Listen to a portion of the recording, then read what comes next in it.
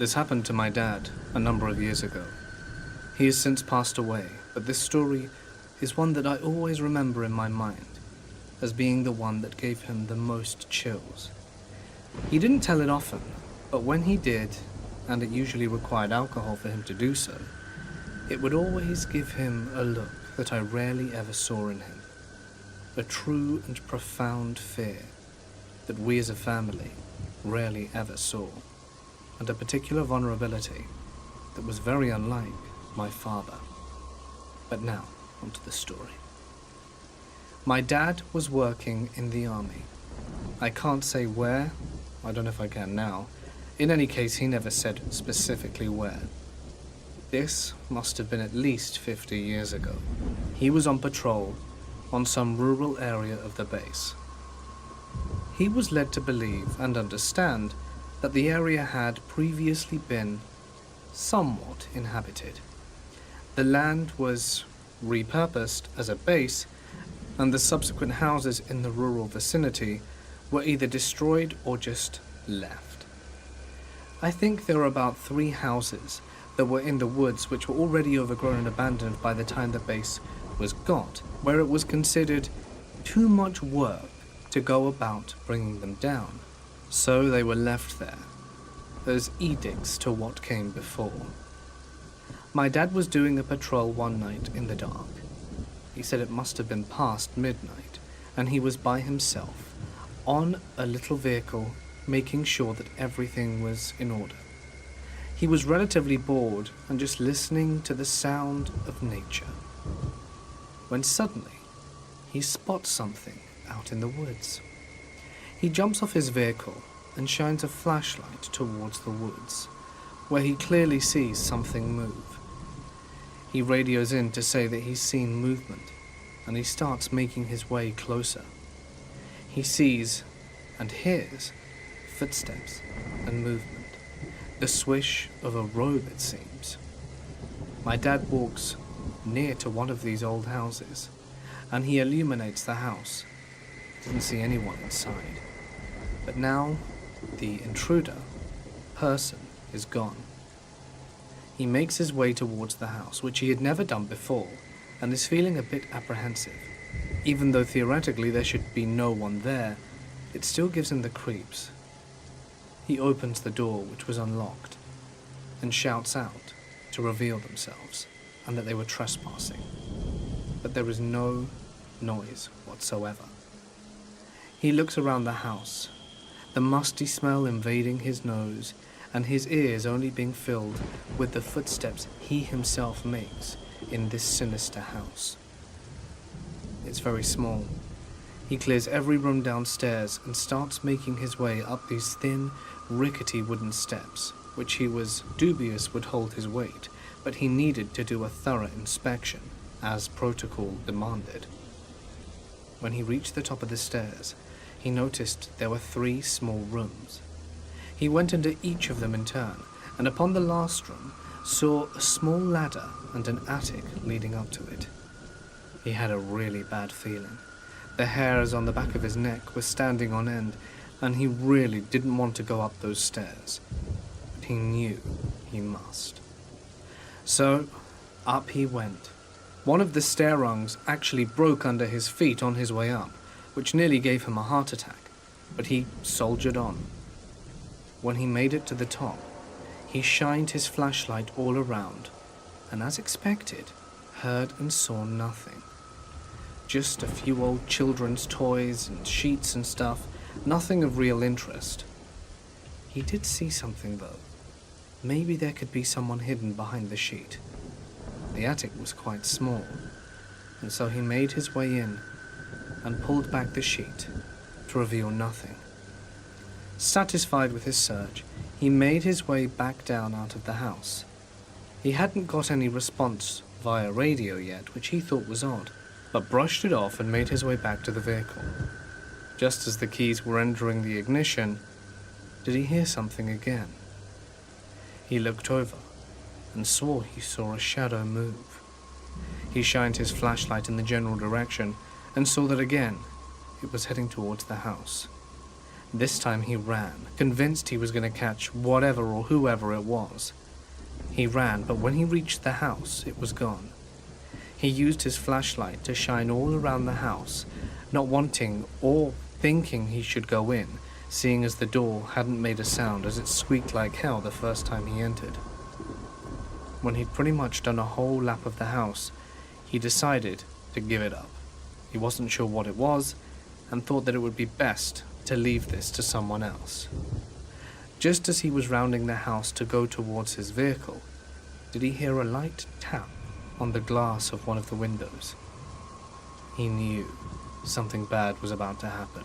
He said he could feel a distinct chill in the air as he twisted his head slowly, and his eyes saw red eyes in the window.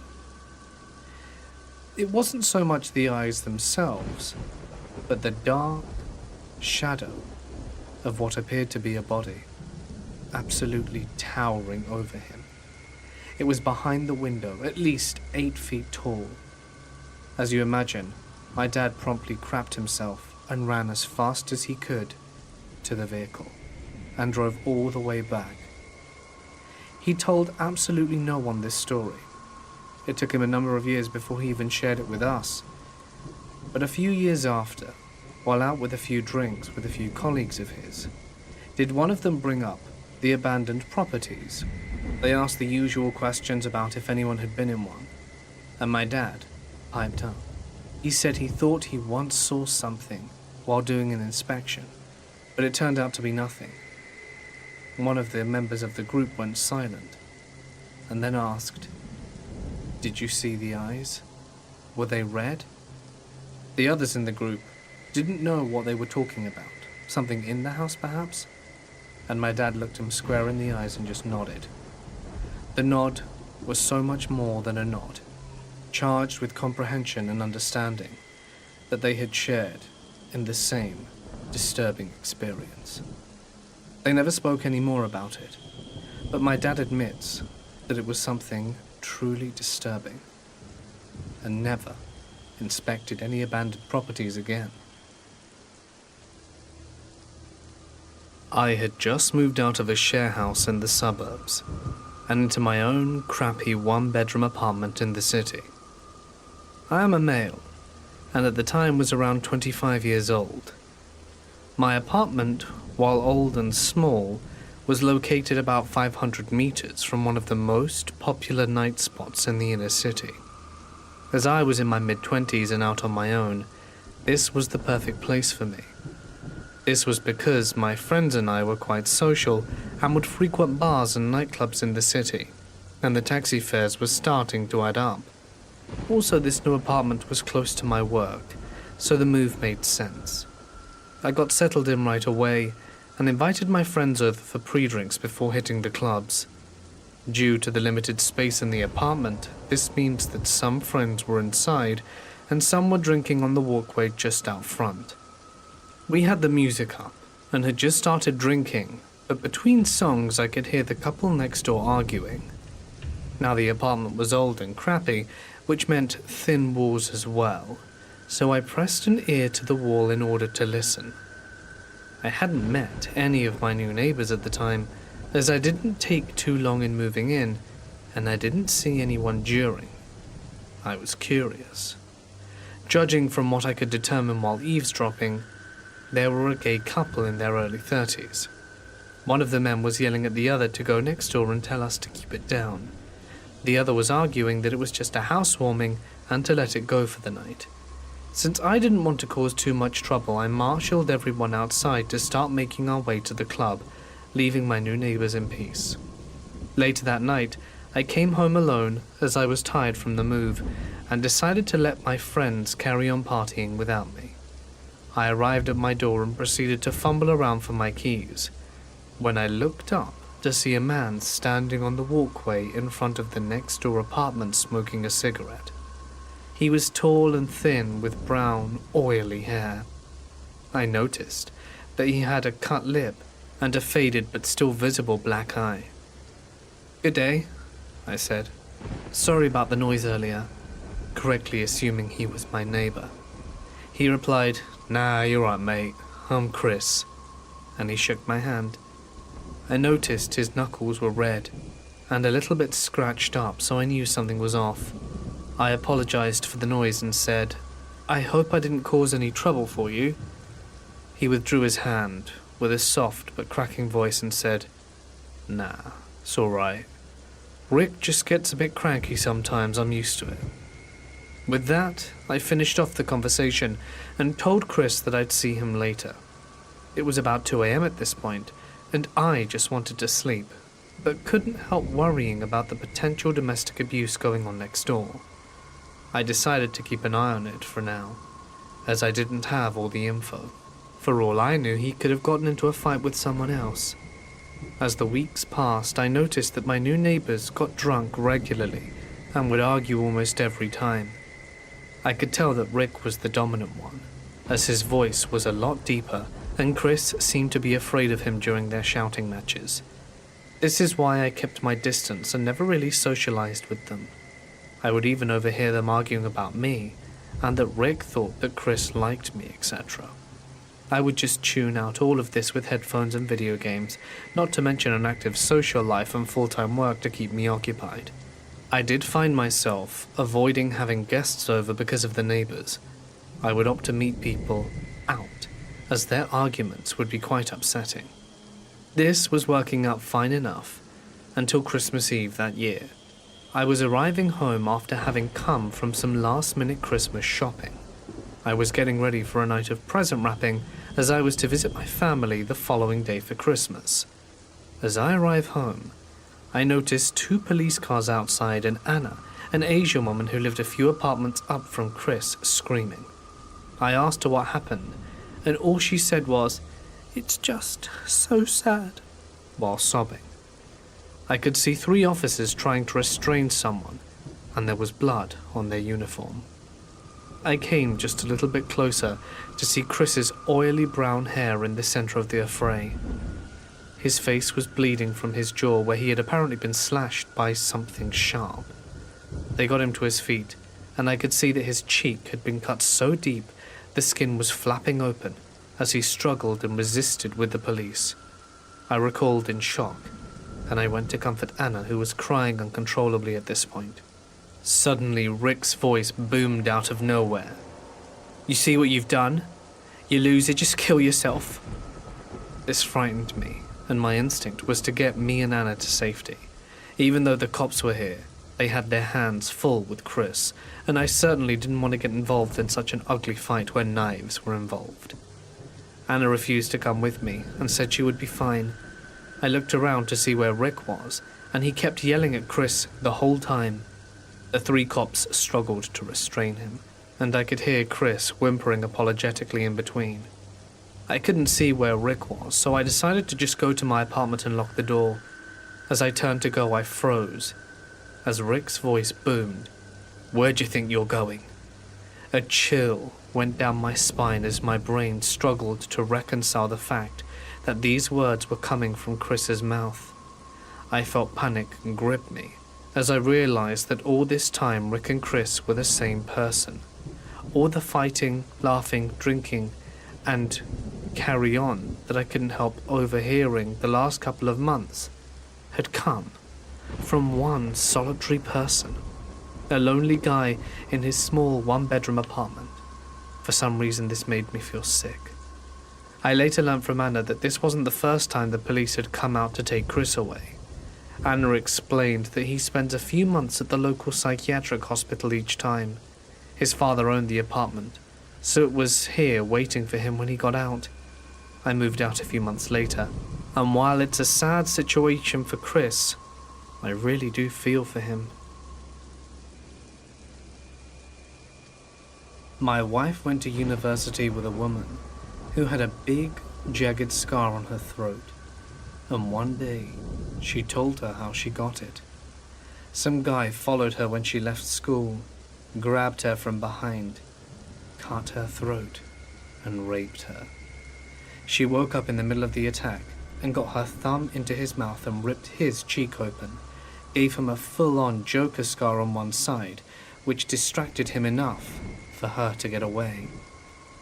the idiot misogynistic judge gave the guy a reduced sentence because she was unconscious during most of the rape, so didn't suffer as much. I despise judges who give lenient sentences to rapists and other violent men. I chatted to my wife about this, and she also mentioned that he originally got 6 years, but she and her family appealed the leniency of the sentence and got it increased to 7. Some justice was at least served. My mum was in the Air Force for 23 years, and this is what she told me. She was a medic and worked in hospitals, and worked at Landstuhl Regional Medical Center in Germany in the 90s, and she said there were a few areas of the hospital that had seen countless numbers of veteran patients and deaths where the faculty got really unwelcome vibes from, or where they'd see shadows or hear voices and footsteps. But this one time, she was in a certain wing of the hospital where she frequently worked, and she needed to go to the 4th floor, and she did so with a fellow airman since it was required that they travel in pairs, the buddy system. So they walked into the elevator pressed 4, and oddly enough the elevator went past 4, then came back down and kept going up and down without ever opening the doors. Then when it finally opened on 4, they looked out into the open doors and saw a floor of the hospital that was completely unfamiliar. Now my mum knew this area inside and out, but said that it was a floor she had never seen before. It even looked like it could have been from a different period of time. It was completely empty. Her and her teammate didn't say anything or make a move to step out. I think they both felt that was wrong. Then the doors closed. The elevator skipped around a few more times, and then she came back to floor 4, and it was completely back to normal, the way they knew it to be. Her teammate said, "What just happened?" She replied with, "I don't know." And they never spoke of it to each other again. This happened when I was a bartender about 4 years ago, but I think about it often, and it has changed the way I operate throughout life. I now refuse to go to any store alone after midnight. I was 25, and an attractive slender blonde at the time. On a busy Friday night, I was bartending with the bar manager, and he had noticed that we were very low on some bar necessities after the dinner rush. Lemons, limes, bitters, that kind of thing. So I was sent out to a 24-hour grocery store down the road to pick up the odds and ends that we would require to get us through the weekend. I picked up everything that was asked of me without trouble at the store, until I got to the liquor aisle. There were 2 country-looking guys that were probably around my age in the aisle, and they were staring at me and whispering to each other in a way that made me uncomfortable. So, I assumed they were making comments about me, all pretty innocent so far. Before they could approach me, I grabbed what I needed very quickly and power-walked to the self-checkout. I really booked it out of there, because when you're a bartender, it's kind of like you're on a stage and are required to be charming and interact with people that you otherwise absolutely wouldn't be able to tolerate unless you were being paid to do so. This is another reason why I'm not a bartender anymore. I get to the self-checkout, and hot on my tail are the 2 guys. I'm scanning my stuff, and they use the scanning station next to me. I get a better look at them now, as they are right next to me. One is taller, muscular, and average-looking. The other one is shorter and more plump. They both looked dirty, and their eyes were completely bloodshot. I'm not even sure if they were high or something or had already been drinking for a while. They continued to stare at me, and our eyes awkwardly met. So I did the pleasant, Midwesternly thing to do and flashed them a quick, half-assed, closed-lipped smile to be polite. The taller one starts trying to talk to me. "Hey, looks like you're ready to party, huh?" I replied something like, "Yeah, something like that. It's not for me, though." They walk closer to me and ignore their responsibility to scan their items. "Oh, must be for your boyfriend, huh?" I flash the awkward, tight-lipped smile again, and roll my eyes slightly, like, this is your hint that I'm not interested, fellas. The taller one continues to try to talk to me. You should come hang out with us tonight. We could show you a real good time if you know what I mean. No thanks, I'm good. Already have plans. Well, the tall one starts to get upset that his moves aren't working like he'd hoped, and starts using a more threatening tone and moves very close to me, literally 2 inches away, but I ignore him, staying focused on the scanner. I don't think he had showered in a few days by the smell of him. He gets a little louder and says, I see how it is. You probably only screw doctors and rich men like that. You think you're too good for us? We can show you that you aren't. We can teach you a lesson. Now, I'm not sure what context he meant this in, but it definitely wasn't good. Still not looking at him, I turn away, so my body is blocking his view of my purse, which I set on the scanner, to grab my 4-inch pocket knife out and slide it up my jacket sleeve in case I need to protect myself, acting like I'm searching for my wallet. I do this, however, in view of the self-scan worker standing at her podium, and look at her with wide eyes trying to communicate that I do not feel safe and that I might need help. I turn back to the machine and slide my credit card to pay, while the creepy and hostile guys are practically standing on top of me. The machine malfunctions and starts beeping. The lady worker comes over immediately, and the guys standing next to me change their expression from, I'm planning to torture you for a few days and toss your body into a creek, to, just your friendly good old country boys making polite conversation over here. They actually tried to act like I knew them, and were friends, so the worker wouldn't be alerted to their ill intentions. They tried joking with the worker, saying I was stealing something and that's why the machine went off. The worker was definitely not buying it. She was a 6-foot-tall woman with some muscle on her. I wouldn't mess with her on my best day.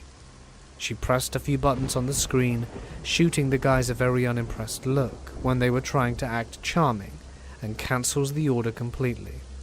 She turns to me and says, I'm sorry for the inconvenience, ma'am. This machine seems to not be working correctly. Why don't you gather your things and I'll ring you up at an actual register. She puts her hand on my back and gives me a wide-eyed look like I gave her a minute earlier, letting me know that she sees I'm in danger. I pick up my things and follow her to a register that's near the security office. The guys linger around the self-scan, still glaring at me, and eventually complete their purchases but stand at the exit assuming they're waiting for me. I felt like I would be walking to my death if I made it to my exit in that moment.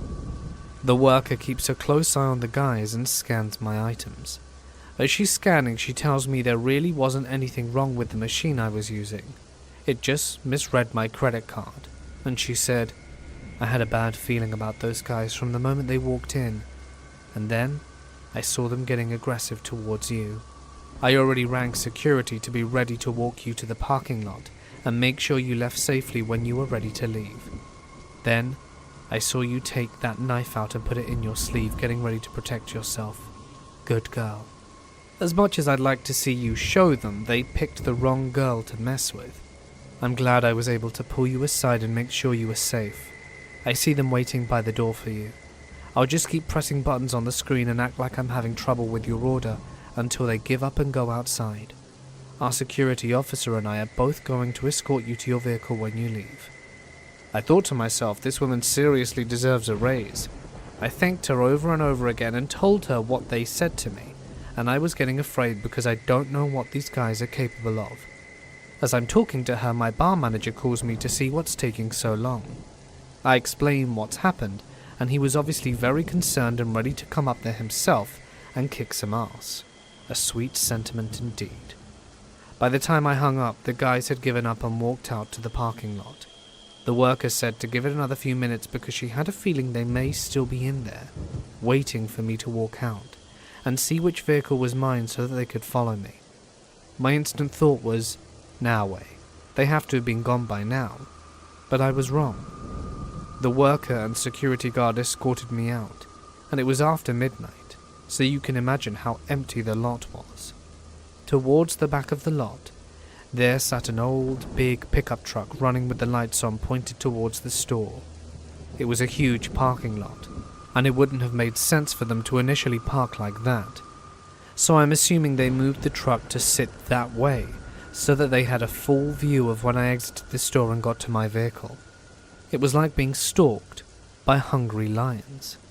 When I unlocked my car and they saw that me, the worker and the guard were looking directly at them, and that I wasn't getting in my car until we watched them leave, they then peeled out of the parking lot.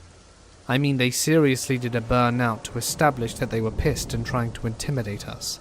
Poor creeps didn't get their way. I thanked the worker and the guard over and over again, as I'm certain that they had just saved my life, or at least saved me from having to live with whatever those guys were planning to do to me. I did write a long letter to the store manager and their corporate location describing how their employees protected me and how grateful I was. I really hope that earned her a promotion, bonus, raise, or something. She didn't know me at all and was ready to protect me, which really isn't her job, but she did it anyway. Needless to say, I do not go late night shopping by myself anymore, and never will, again. I was by myself in the engine room of a submarine on the mid-watch, just a newly reported sailor trying to find equipment so that I could display my knowledge to one of the watchstanders.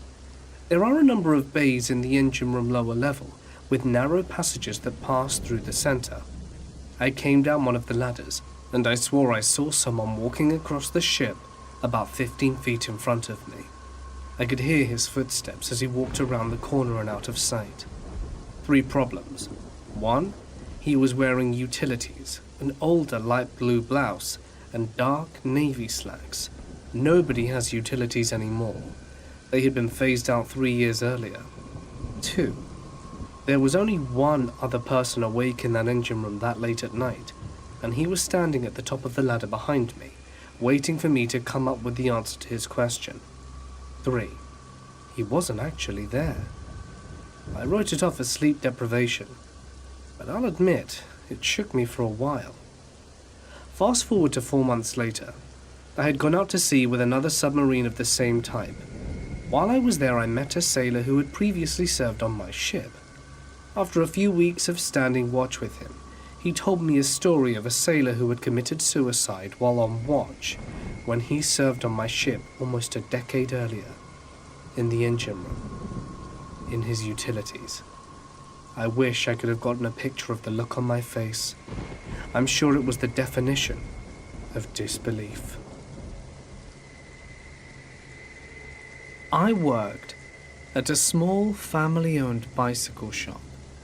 My boss, the father of the family, was a pretty nice guy, as far as I knew him anyway. One day I was rearranging displays, and my boss's wife and kids were there. It was a pretty normal day, until someone slammed the shop door open and emptied a full pistol clip into the shop, specifically at my boss. I got one in the stomach as soon as I knew what was happening, and I waited until I heard the guy run away. My boss was shot a few times in the head and chest and was obviously dead on the spot. His daughter got hit in the upper arm, and the wife broke her arm diving to the floor. It happened in Iloilo, Philippines around 2015. Apparently, it was about my boss not paying money he owed to the guy that murdered him, and I still don't know if they ever caught him. I used to work for the US Air Force Munition System, code 2WOX1. Basically, I was just towing trailers back and forth all night. Well, one night I was alone checking a trailer behind our conventional munition shop before grabbing it and towing it away. The trailer was parked next to the fence, and I was on the side opposite the fence. As I moved my flashlight to check the tires, it caught my eyes outside the wire. So I swept the light up and looked up for 5 minutes trying to figure out what I'd seen, thinking it was like a coyote or something since we were in New Mexico. I figure I must have spooked it, so I turned off my light, finished my hookup and left. The next day I'm talking to a buddy in conventional, and they tell me they found tracks all over behind the fence next to the building, and had to report it to the security forces, since there wasn't really a road back there or anything, as it's a secure area. Then the guy, who happened to be a Native American, tells me this story about skinwalkers and how they like to spy on people who are alone and take their souls and stuff. And I did the damnedest to never be alone there again. You know, with a base this size, there's native burial grounds that we bulldozed at some point, and definitely pissed something off. Several years ago, when I was 25, I lived with my best friend at the time. Our friendship eventually started to dwindle, as it usually goes when you move in with a good friend, so she was rarely home. This night, however, she ended up staying up at our place, heading to bed early. I was a server at the time, so I stayed up pretty late, usually watching YouTube or smoking pot. This night was no different, except for the fact that my neighbors tried to take me. I'll go ahead and give you some background info on my house and my neighbors. We lived in a 3-bedroom house with 2 bedrooms and the kitchen facing the crazy neighbor. They were a younger couple living in a small mill house. They were constantly coming to our door and asking for handouts. Now, normally I'd be happy to help a neighbor out, but they would come over and ask for crazy stuff. For us to, like, fill up an old Mountain Dew bottle with water because theirs got shut off, beer, and once, literally, to ask for $1. They would constantly be knocking at our door to ask for help, and when we wouldn't answer, I'd peek through the window to see them either jacking cigarette butts from the ashtray or pressing their eyeballs against the door peephole to see if they could spot us. Anyway, there I was smoking some weed and watching YouTube on my couch when I heard a knock at the door. I rolled my eyes because I knew exactly who came a-knocking. It's 11 p.m. I checked the peephole and sure enough, the boyfriend was on my porch. Normally I just walk away and continue with my life, but he looked like he was in distress. I opened the door up to see what was up. Hey, I just wanted to come over and see if you could film my engagement. I got my girlfriend a ring here in my pocket, and I need you to follow me to the backyard to film it for me. Baffled but curious, I told him congrats and said that I'd be out in a second and that I just needed to put my shoes on. I shut the door behind me and locked it. Quickly I ran to the back room that looked out onto their backyard. I peeked through the blinds to see the setup. Nothing. Pitch black darkness. No sign of decoration or anything like that. Naturally, I woke up my roommate and told her what was going on. "Yeah, screw that," she said, and we both walked back up to the door after the boyfriend started banging on it. I looked through the peephole again and couldn't see anything, and I was confused all the way up until he pulled his eyeball away from the peephole. I quickly turned around and put my back against the door. My roommate came running back to the door from hers, manning 2 wire hangers for protection. We both clung onto the hangers and set up against the door until he finally left. We were so freaked out, but we wanted to make sure we were overreacting. We went out to our back door and hopped into her car so we could do a drive-by, as they always had their front door open and also didn't have any blinds, so it was easy to see into their house. Slowly we crept by in her car and peered into their living room. Sitting on the couch, and all staring at the wall, looking super strung out, was the couple and an older man. We sped off and ended up staying at a friend's house that night. I never answered the door for either of them again. One day I came home from work and an older lady was parked in their driveway. She walked up to me as I got out of my car and asked if I knew where the neighbors were. I told them I hadn't seen them for a while, and she informed me that she was the owner. She told me they were months late on rent and finally came to evict them. She entered the home to find it completely trashed. Needles, garbage everywhere, holes in the walls, and literal poop on the floor. I told her I was sorry to hear that she had to deal with all of that, but I was happy that they were finally gone. I'm not sure what was going on that night, but I'm glad that I didn't follow him into the backyard. My friend and I had a sneaking suspicion that he was going to take me, and that could have been the end of me. I work as a security/nighttime attendant at an apartment building. It's 24 stories and one of the oldest in the city. One night I'm sitting here when the phone rings at about 3 a.m. and I answer. Hello. This is Daniel at front desk. How can I help you? The voice on the other end sounds female, but was totally garbled, and the only bit I could make out was 23rd floor. I tried to tell the person that I could not understand them, and asked which apartment they were in, but again garbled a response, and I just made out 23rd floor.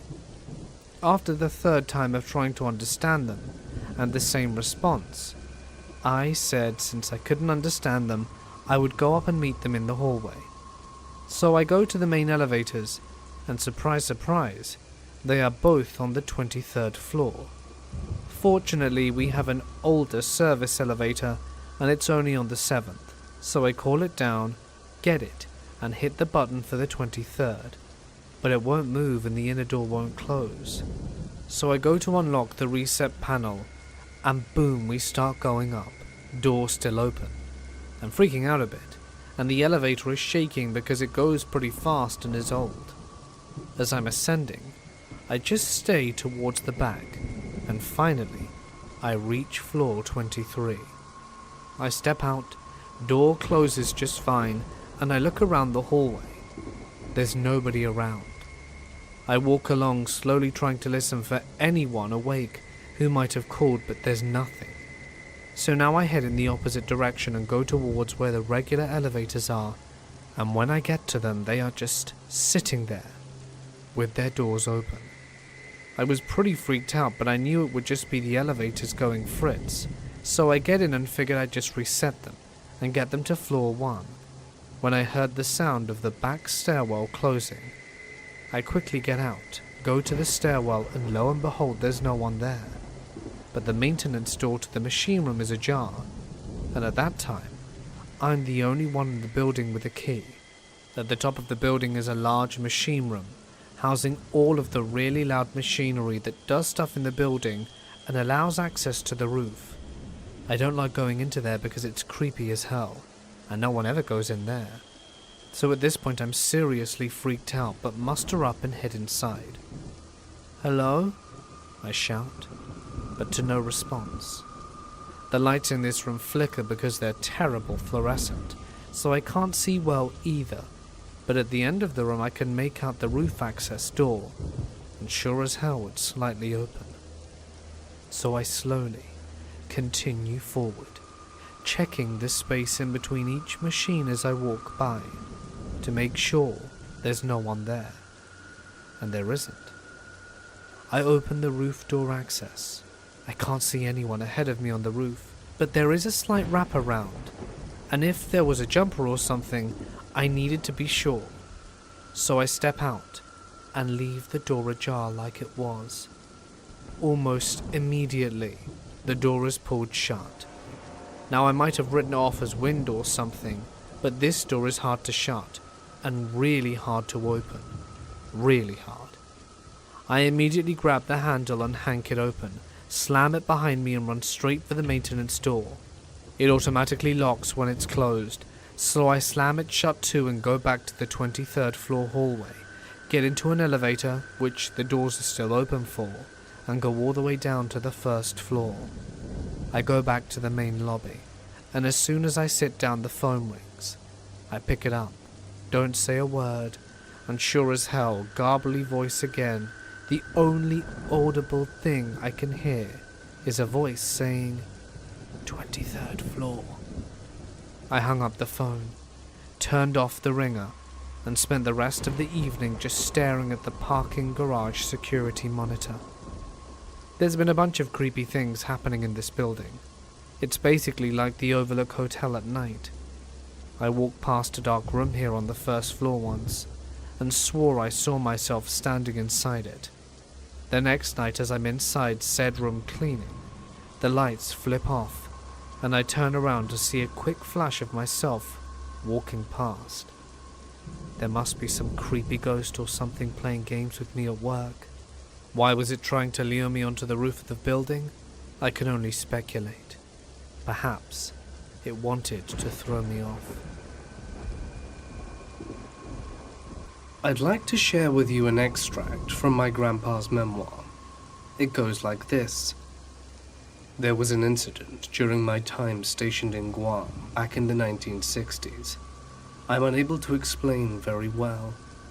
One day we got a call from a farmer claiming that something fell from the sky and landed on his farm. We knew no US satellites had gone down, so it was most likely Russian. We get out there to discover this small object. It was about the size of a baseball, completely clear, and on one side it had a waffle-like imprint on it, as if it were attached to a grid. Physically it felt like glass. We didn't know what to do with it, and one of our officers was an astronomer, so we presented it to him.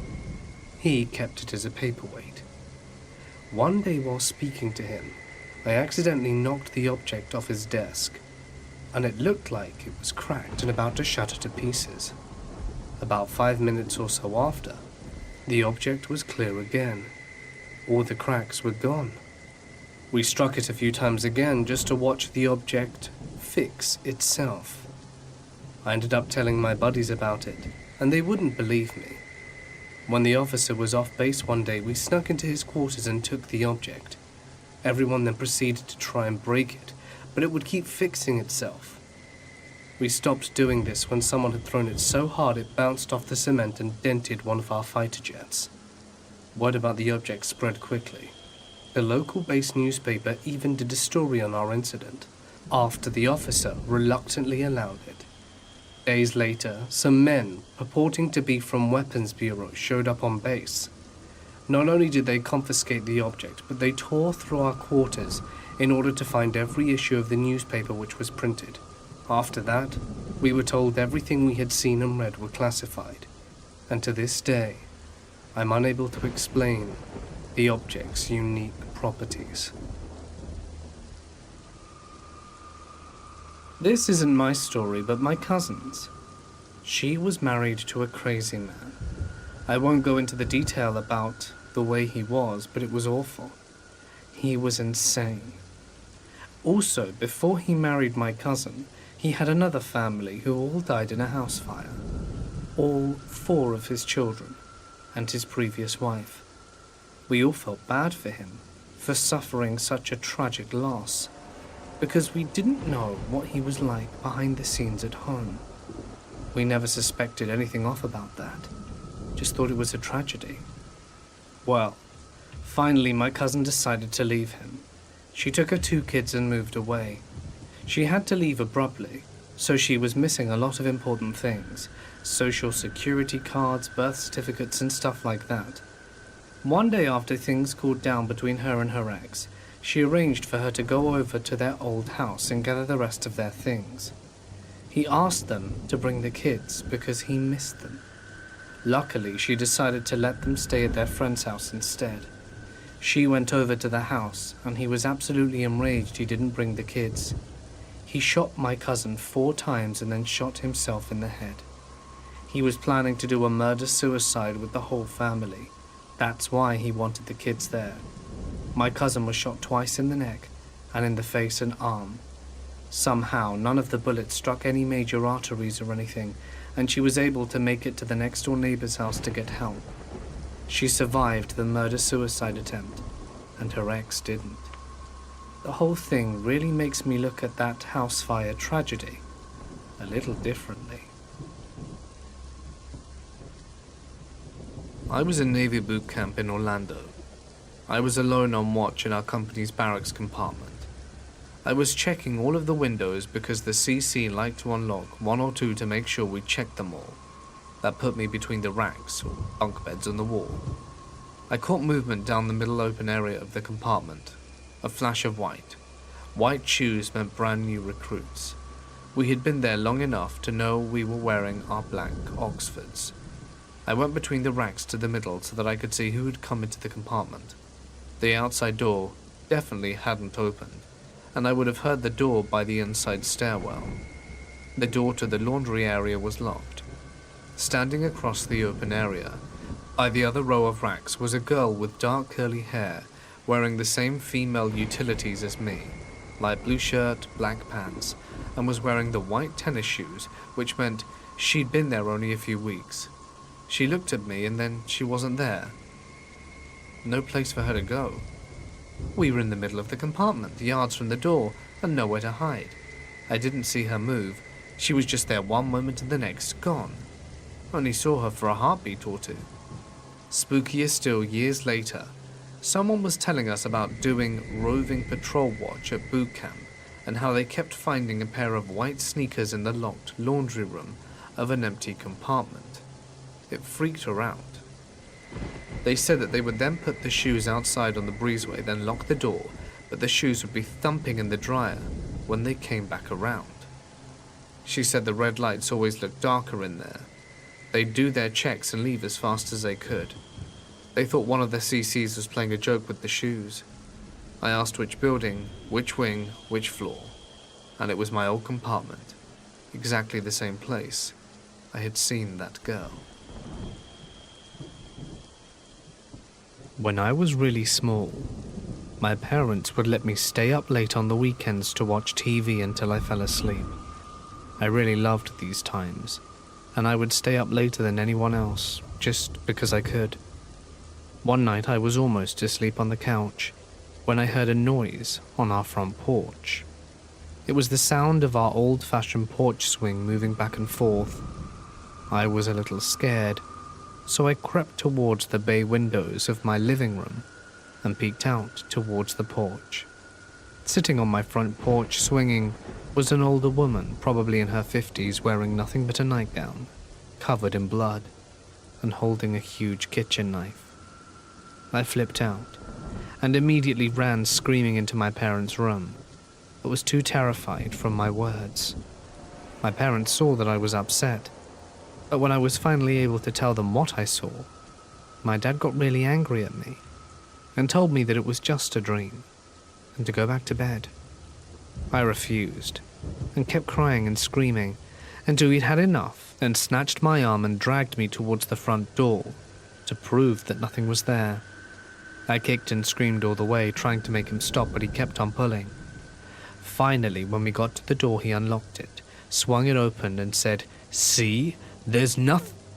To this day, I have never seen the look of fear and shock that was on his face when that woman turned and stared at both of us and slowly stood up with the knife. My dad slammed the door shut, got my mum to call the police while he went and got his gun. He went back to the door with a 12 gauge and cracked the door enough to stick the barrel out. He asked her what she was doing, and she said, "Somebody killed my husband, but it wasn't me." My dad told her the police were coming and she freaked out, grabbed the knife and walked away. The police found her 15 minutes later, trying to break into one of our neighbors' houses. My dad warned my crazy uncle who lived next door what was happening. Apparently he was waiting on his front porch with his shotgun when she walked by. He pointed it at her and just said, "Keep on moving." I spoke to my mum, and she said they never really found out the whole story, but apparently she was crazy and off her medication. Her and her husband got into a fight, and she tried to attack him with the knife, but didn't seriously hurt him. When he got out of the house, she cut herself with the knife, either trying to end her own life or make it look like her husband did it. The police never spoke to us about it, and this is what we've pieced together from other neighbors. I'm a military police officer in the US Army, and have had a few weird and spooky things happen to me on my shift. 1. I was stationed at Fort Riley for my first few years. It's one of the oldest forts in the Army, and was the last stop for people heading west in the old frontier days. Half the post is from that time with buildings made of limestone blocks. I've heard talk that limestone gives paranormal activity more power, but I digress. There's a house there known among the military personnel as the Asbestos House. Supposedly there was a lieutenant that lived there during the Vietnam era, and he'd snapped, killing his entire family, and hang himself in the basement. The army cleaned it up, and a few years later another lieutenant was living there and killed his family and himself in exactly the same way. The army hasn't had anyone live there since, due to the asbestos, or that's what they say. The issue was that if there were asbestos in the house, every house in that street would have been contaminated as well. But this is the only one that had asbestos in it according to the army. We'd always get calls to the area though. The neighbors would hear noises and see lights go on and off, despite no one having lived there for over 30 years. We'd go in to investigate, only to find no one there, and no signs of anyone being there, apart from our own boot prints in the dust from prior investigations. The whole area gave off a really weird energy. My second story is from Fort Riley, which has two main roads leading from older parts of Post to the newer division parts, where the division headquarters and most unit buildings are. One is called 1st Division Road, and I can't recall the other one where this incident took place. Both these roads have really thick forests on both sides, as well as steep hills. So one day I'm called back to the station to take a statement for a missing person report. A guy comes in and says his wife has gone missing and hasn't been in contact with anyone for a few days. I take his statement and file the report. Fast forward a few months and we get a call for a car wreck off the road whose name I can't remember. An infantry company had been doing a ruck march for morning practice when they smelled something rotten. They did a quick search of the area and found a car wreck off the hill in the forest. We arrived on the scene and found out it was the missing wife. I don't know if you've ever seen a mummy without its wrappings, but that is what this body looked like. The smell was indescribable. The body had bloated and popped all over the inside of the car, and we could only identify the lady because of her ID. As patrols, our primary mission was to just secure the scene and wait for the military police to arrive and investigate. Eventually, they found that the woman had been driving drunk, flew off the road and hit a tree in midair, killing her. The car fell at just the right angle off the road that you wouldn't have seen it unless you were out of your vehicle and actively looking for it. She had been there through most of the Kansas summer and was practically skeletal at this point. It was definitely one of the worst cases I've ever seen. A third story. A few friends from my unit and I were talking about paranormal activity, so we decided to try and do some EVP recordings like we saw on TV. My friend Sergeant Cummings had a high-quality microphone since he streams games on Twitch, and we used that. We went into the basement of the barracks and set up our little outpost and tried to contact spirits. The standard, "Hello? Is anyone there?" and questions like you see on TV. We kept at it for around an hour and a half before we called it a night and went upstairs to go to bed. The next day, Cummins called me and said, "Mac, you've got to hear this." So I came by, and he's isolated several audio clips that we believe to be genuine EVPs. It was so hard to make out, but the three words we heard were Army, Society, and Mississippi. The last one still gives me chills to think about. Why? Cummings was from North Dakota, and I from Mississippi. Working in the third largest building on the planet for floor space. It's about 3 a.m. on a Sunday, and I'm walking down an aisle into the middle of my department. At this time the place was nearly vacant as it was a holiday weekend, and we had only myself and a skeleton crew of maintenance workers under my direction working in another department, all of whom were males. As I'm working by my offices on the plant floor, the power goes out, and the plant drops into the most absolute darkness I've ever experienced. Power gone, I hear the various machines spinning down to rest, and the silence becomes overwhelmingly relative to the background noise I'd gotten used to. The faint sounds of running water become evident in the moments after the blackout, while I'd begun searching my pockets for my phone and the flashlight it offered. As my hand found the phone, a scream erupted from somewhere nearby. Muffled and distant, it was the kind of scream you hear from a 5-year-old girl in her first haunted house, as the bloody clown steps around the corner and fires up a chainsaw. It startled me so badly. I immediately dropped my phone into an alternate dimension. The scream continued, a constantly fading note that seemed to be moving away from my position. Panicked and terrified, I fumbled around the dirty floor for my phone and found it seconds before the emergency lights lit up the plant with the eerie glow of yellow light.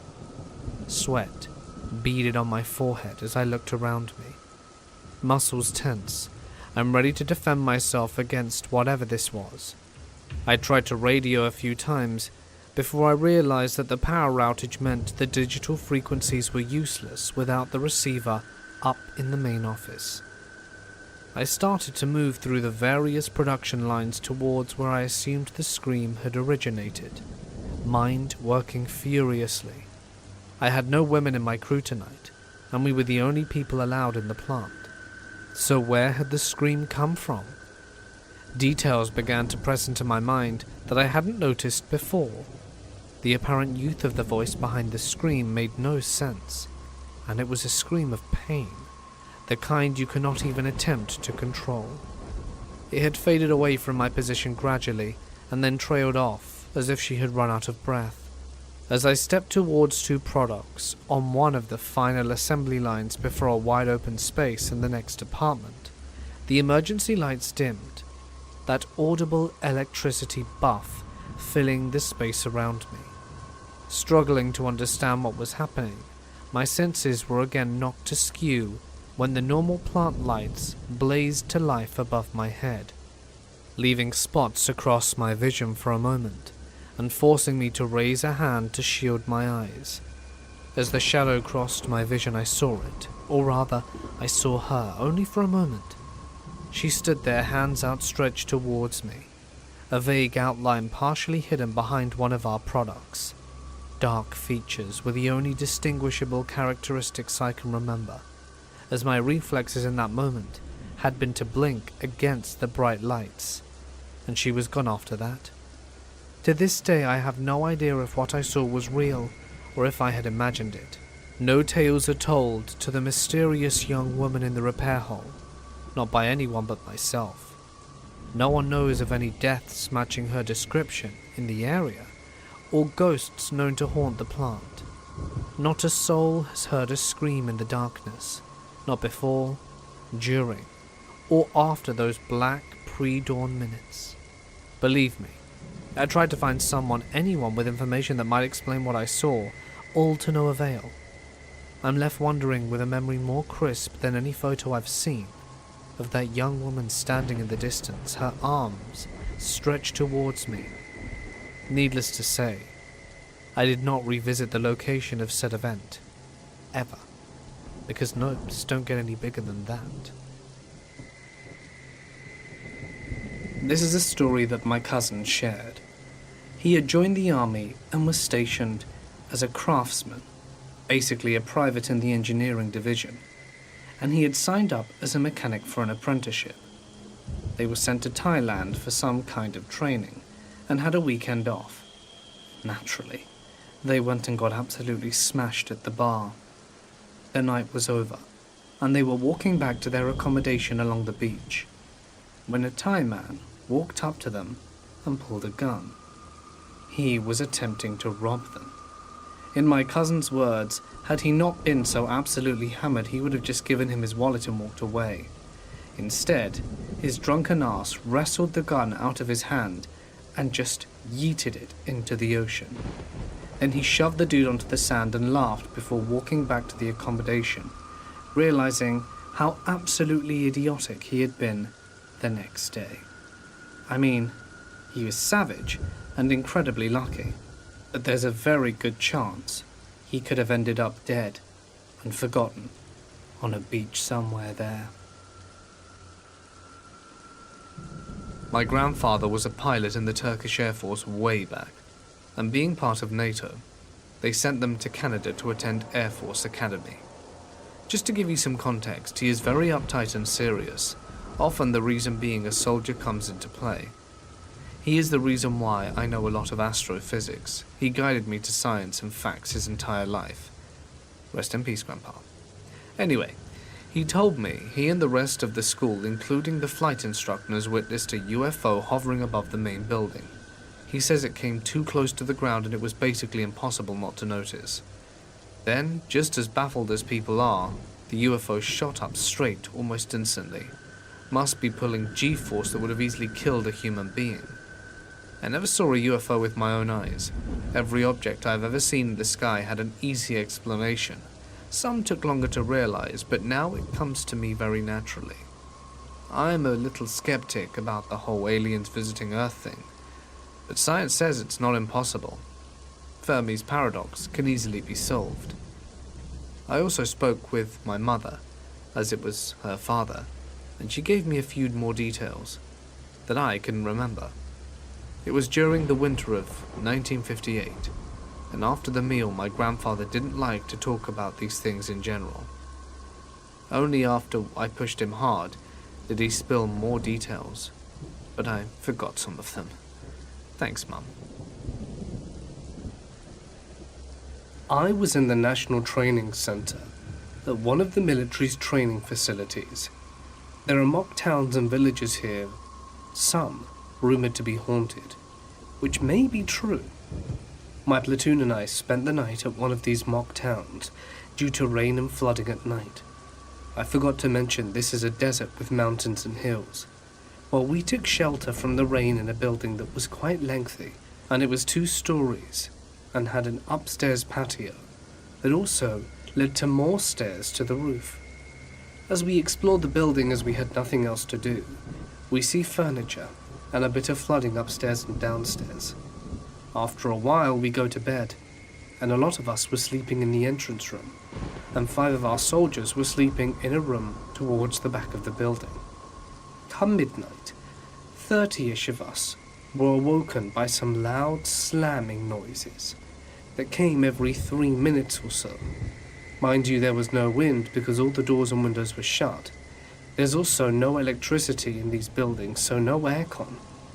The slamming noise goes on for some time, but let me tell you that someone screamed out in anger, and all abruptly it stopped for a minute. Then, a lot of heavy sliding upstairs began to happen. The noise was loud, very loud, as if someone or something was pulling furniture or anything heavy around. No one had the guts to go check it out, because as we always say, that's how they die in the movies. I had this neighbor kid I used to play with, a complete psycho. I was 4 or 5, and he was a year or 2 older than me. One day he convinced me to walk well beyond the distance that my parents allowed me without an adult. He wanted to show me something, he said. We arrive at a small lake. He pointed at the water and said, "Look, there's tadpoles in there. Let's catch some." "We don't have a net. You have to jump in and catch them with your hands." I told him I couldn't swim, but he insisted. He told me he pulled me up if I were drowning. I refused, and he kept trying to convince me, but eventually gave up. Said I was a coward. A friend of my mum's saw us on our way back, and my mum wasn't very happy about the situation when she found out. 11 years later, I transferred schools and ended up in the same class as him.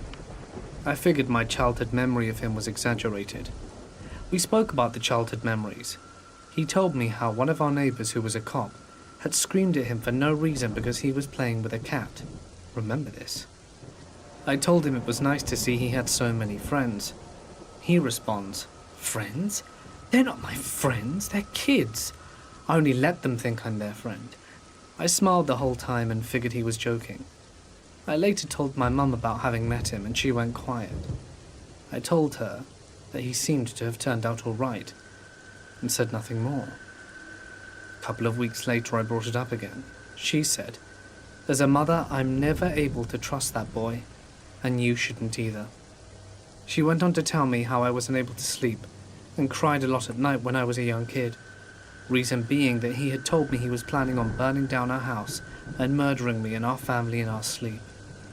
And about our neighbours screaming at him.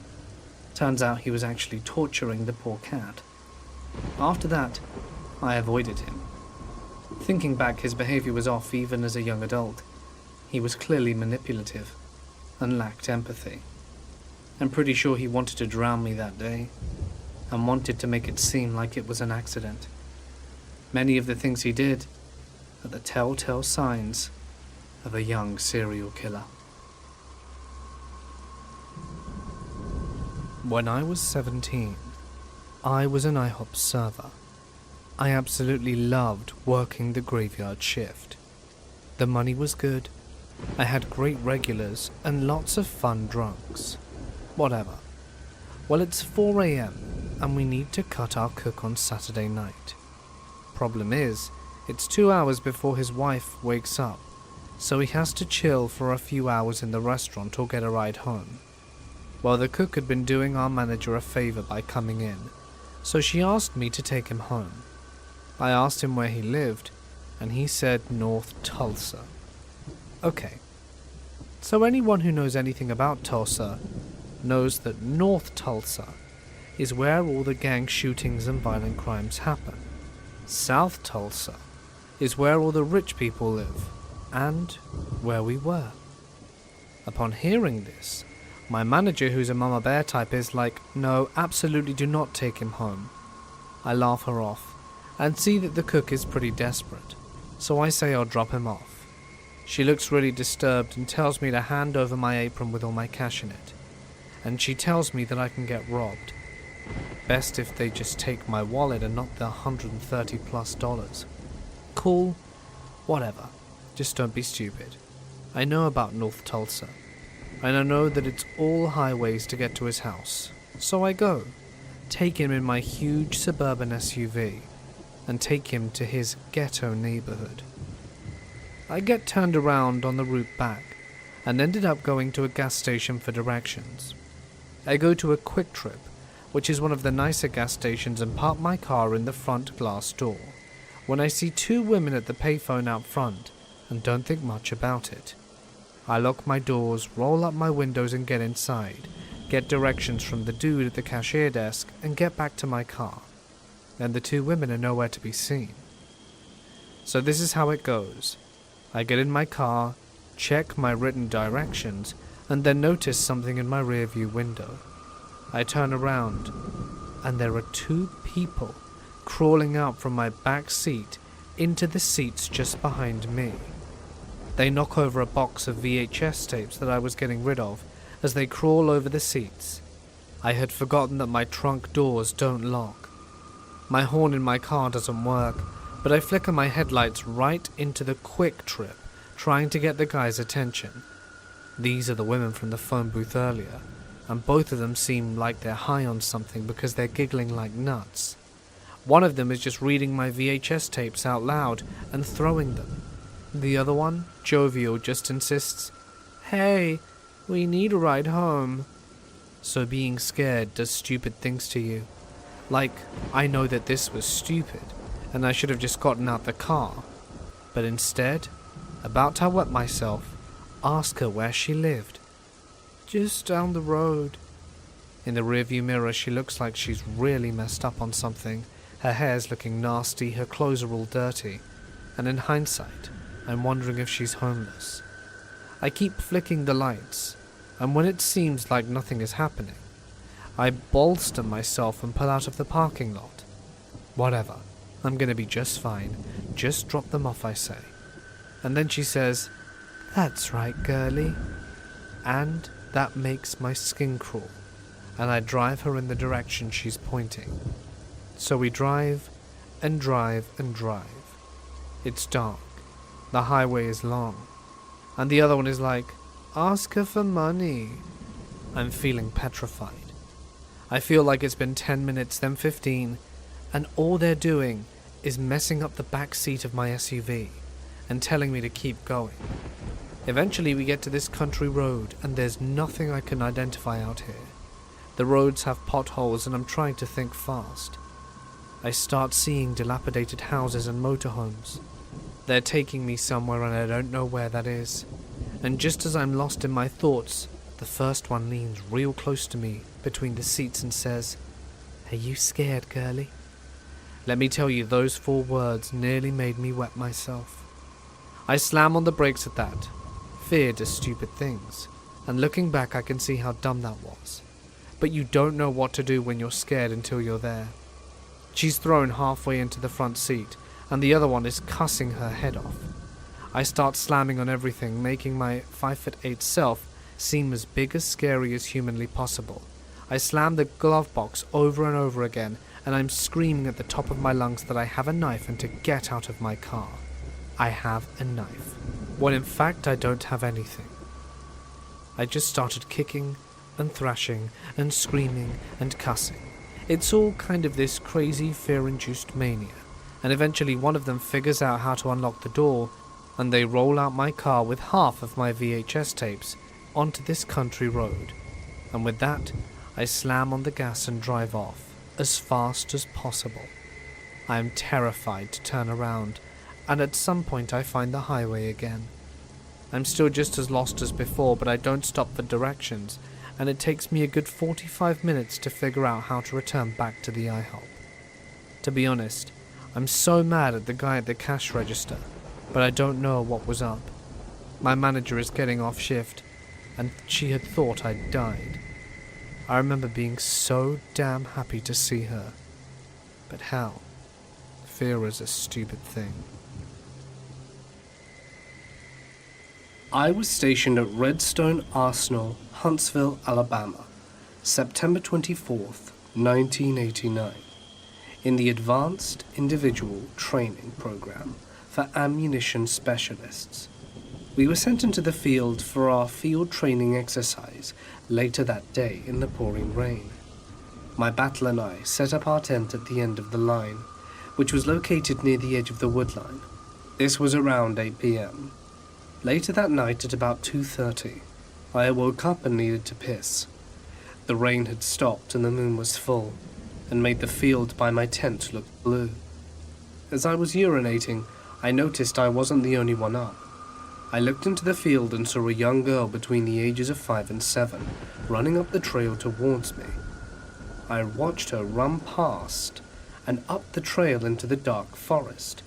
Thinking I must be dreaming, I slipped back into my tent and fell right back to sleep.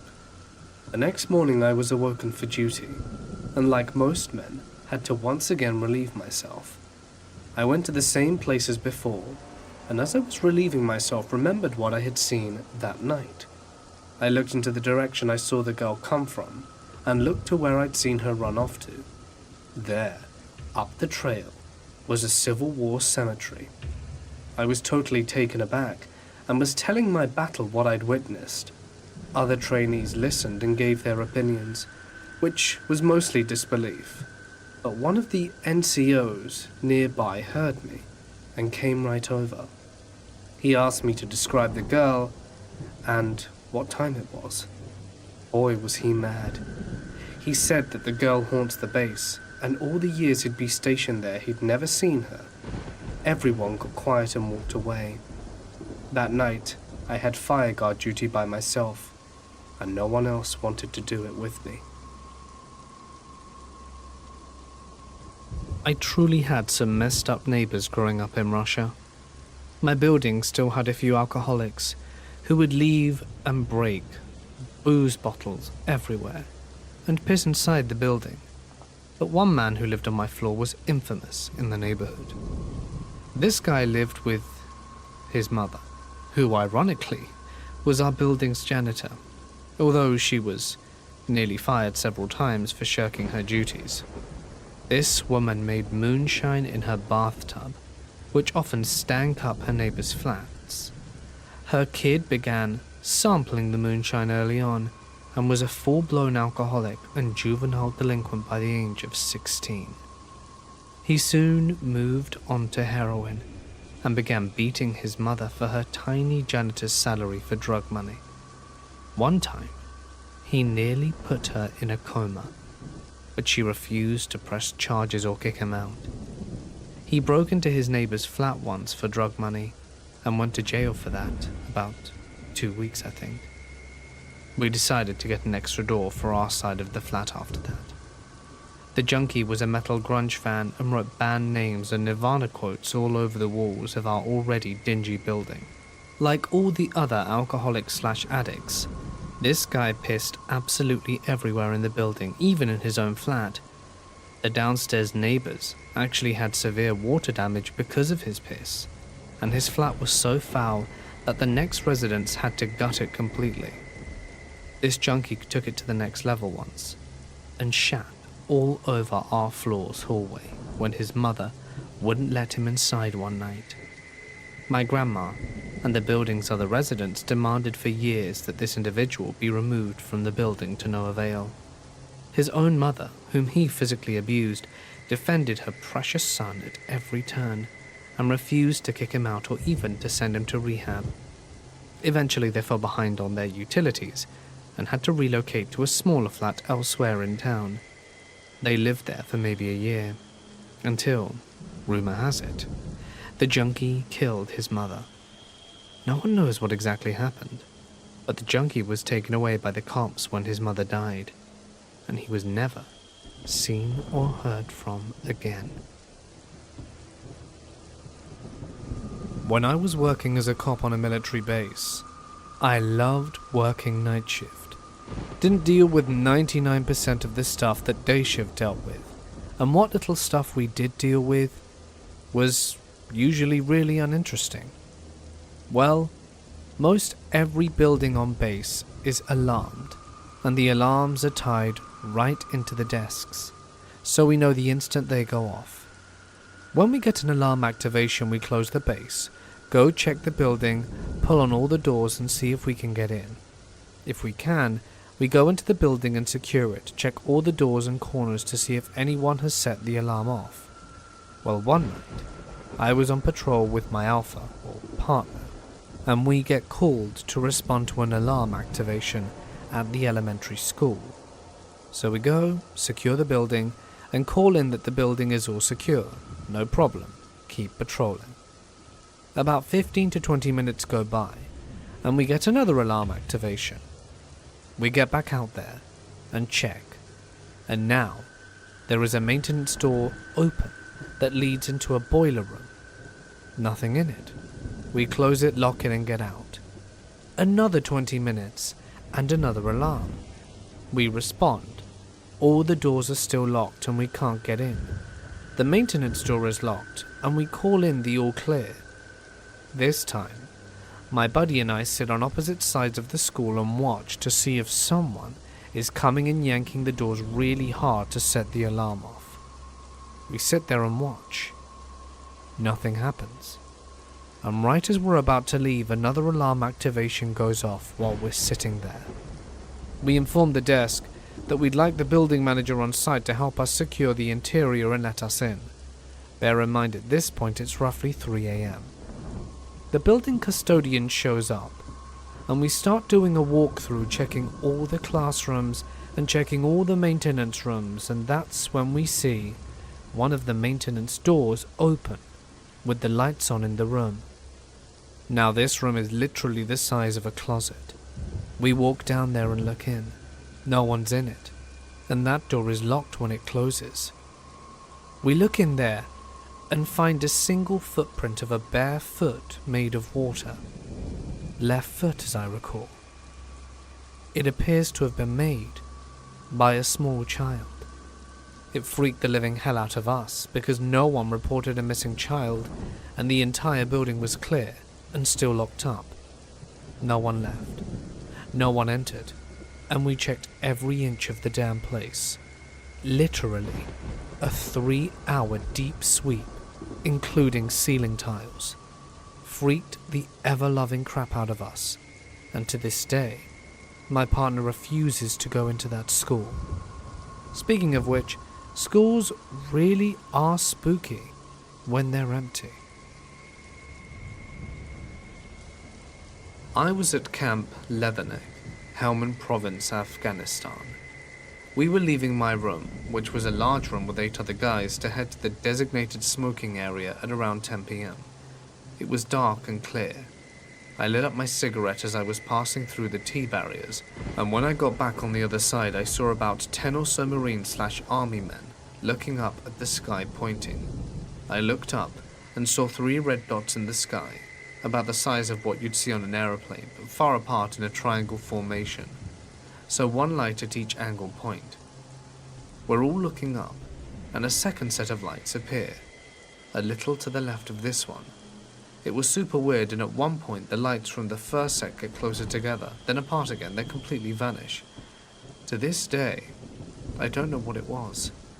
It was really cool to witness, though. I was in Nice, France during the terrorist attack, and the truck drove past me within meters of where I was standing. At first, I thought it was an accident and brake failure, until the police started shouting, and there were severely injured and dead people in front of me and bullets popping off. I tried to help a guy who was badly injured, but he died when we pressed on his wounds. Then a policeman showed up and screamed at us to run, so we ran back as far as we could. It was a surreal and devastating night, and I still have PTSD from it. It was around 1 a.m., and my friend heard a noise outside of his front door. His front yard is really dark, so he looked through the peephole rather than opening the door. He couldn't see anything, but could tell something was below the peephole. He decided to open the door slowly, and as soon as he did, an older lady whose face was covered in blood and only wearing a t-shirt, no underwear or pants, tried to run into his house. He slammed the door on her and called the cops. While waiting for the cops, he kept looking out the little hole on the door, and every so often she would scurry back and forth on his lawn. I wasn't there, but I picture it like the alien at the birthday party in Signs. So the cops finally show up and detain the woman, and they get to the bottom of the story. Turns out the woman was his neighbor, and she was extremely drunk. She'd been drinking and locked herself out of her house and tried to get back in by breaking the windows with her face/hands. Side note, the neighbor no longer calls the cops when my friend has parties. I am a skeptic. I still think there are plenty of logical explanations to my story. But that being said, if ghosts are real, that would be the best explanation I could think of. So let's get on with the story. I'm taking you back to summer of 2013. I was a Marine deployed to the Helmand Province of Afghanistan. I was in the southern part of the province, attached to the platoon of combat engineers who in turn were directly supporting the 2nd Battalion, 8th Marines, so upwards of a couple of hundred Marines. My platoon of 42 Marines, therefore, had a lot of freedom, as we weren't directly subjected to the battalion commander of the 2 to 8, and we had our own lot, command operations center, motor pool, maintenance bay, armory, even a volleyball court. We shared a lot with the explosive ordnance disposal, who were way out on the end of the lot. We never really spoke to them, but they were super chill guys, I heard. We'd come out with our respective infantry companies operating. Usually one squad would stay back on Dwyer to man the COC and relax and stock up on cigarettes and dip, as well as sleep in a container with a bed and aircon. I personally hated it. I liked getting nitty-gritty and living in the dirt, and got really bored when I was there, but the gym was sick. Anyway, I'm going to guess sometime in late July or August, I'd been out with the 2 infantry companies for months back to back, and they gave me a month on Dwyer. A death by boredom sentence, if you ask me. The rest of my platoon was out on a mission up far north, with my squad hanging back in Dwyer. So it was my night for Firewatch, and I was there with my senior Corporal W and our platoon guide Sergeant D. We were at the Control Operations Center on our lot. Now I know there's a lot of descriptions going on, but our Control Operations Center was a long wooden structure called an SWA hut. It was in the northeast corner of our lot, which was surrounded by a big 15 to 20 foot tall chain link fence with barbed wire atop of it. The space between the center and the fence was no more than 20 feet from the north part of the corner, and from the east part of the corner, more like 35 to 40, not very big at all. We basically squeezed into the corner. On the other side, we had some tents put up, because sometimes our sister company dog handlers would come and stay the night, so it was mainly for them. So I was at the end of the SWA hut, right by the door opposite of the other door by the other side. You could see straight through the other side of the SWA hut, maybe 50 feet from one end to the other. It was late at night. Corporal W and Sergeant D and I were smoking some cigarettes and chatting, which was rare as they were higher ranks than me, but most of that stuff washes away towards the end of deployment. I can't remember what we were talking about, but we were looking at the center, which had all the lights on, and out of the other end we see someone walk past the door very casually. I remember him being Caucasian, having a trimmed beard, and wearing a boonie, and having an M16. So we pop into action mode and go looking for this person. Sergeant D went to the north side of the 20-inch space between the center and the fence, the side the guy we saw walking towards. Corporal W went through the Command Operations Center, and I went round the southern part. All in all, we linked up on the other side, where we first saw the guy not 10 seconds later, as we had sprinted there. It was that quick. There was no one there. We didn't encounter anyone. Sergeant D would have seen the guy. He literally ran into where he was walking. I highly doubt the guy could have jumped a 20-foot fence and vanished.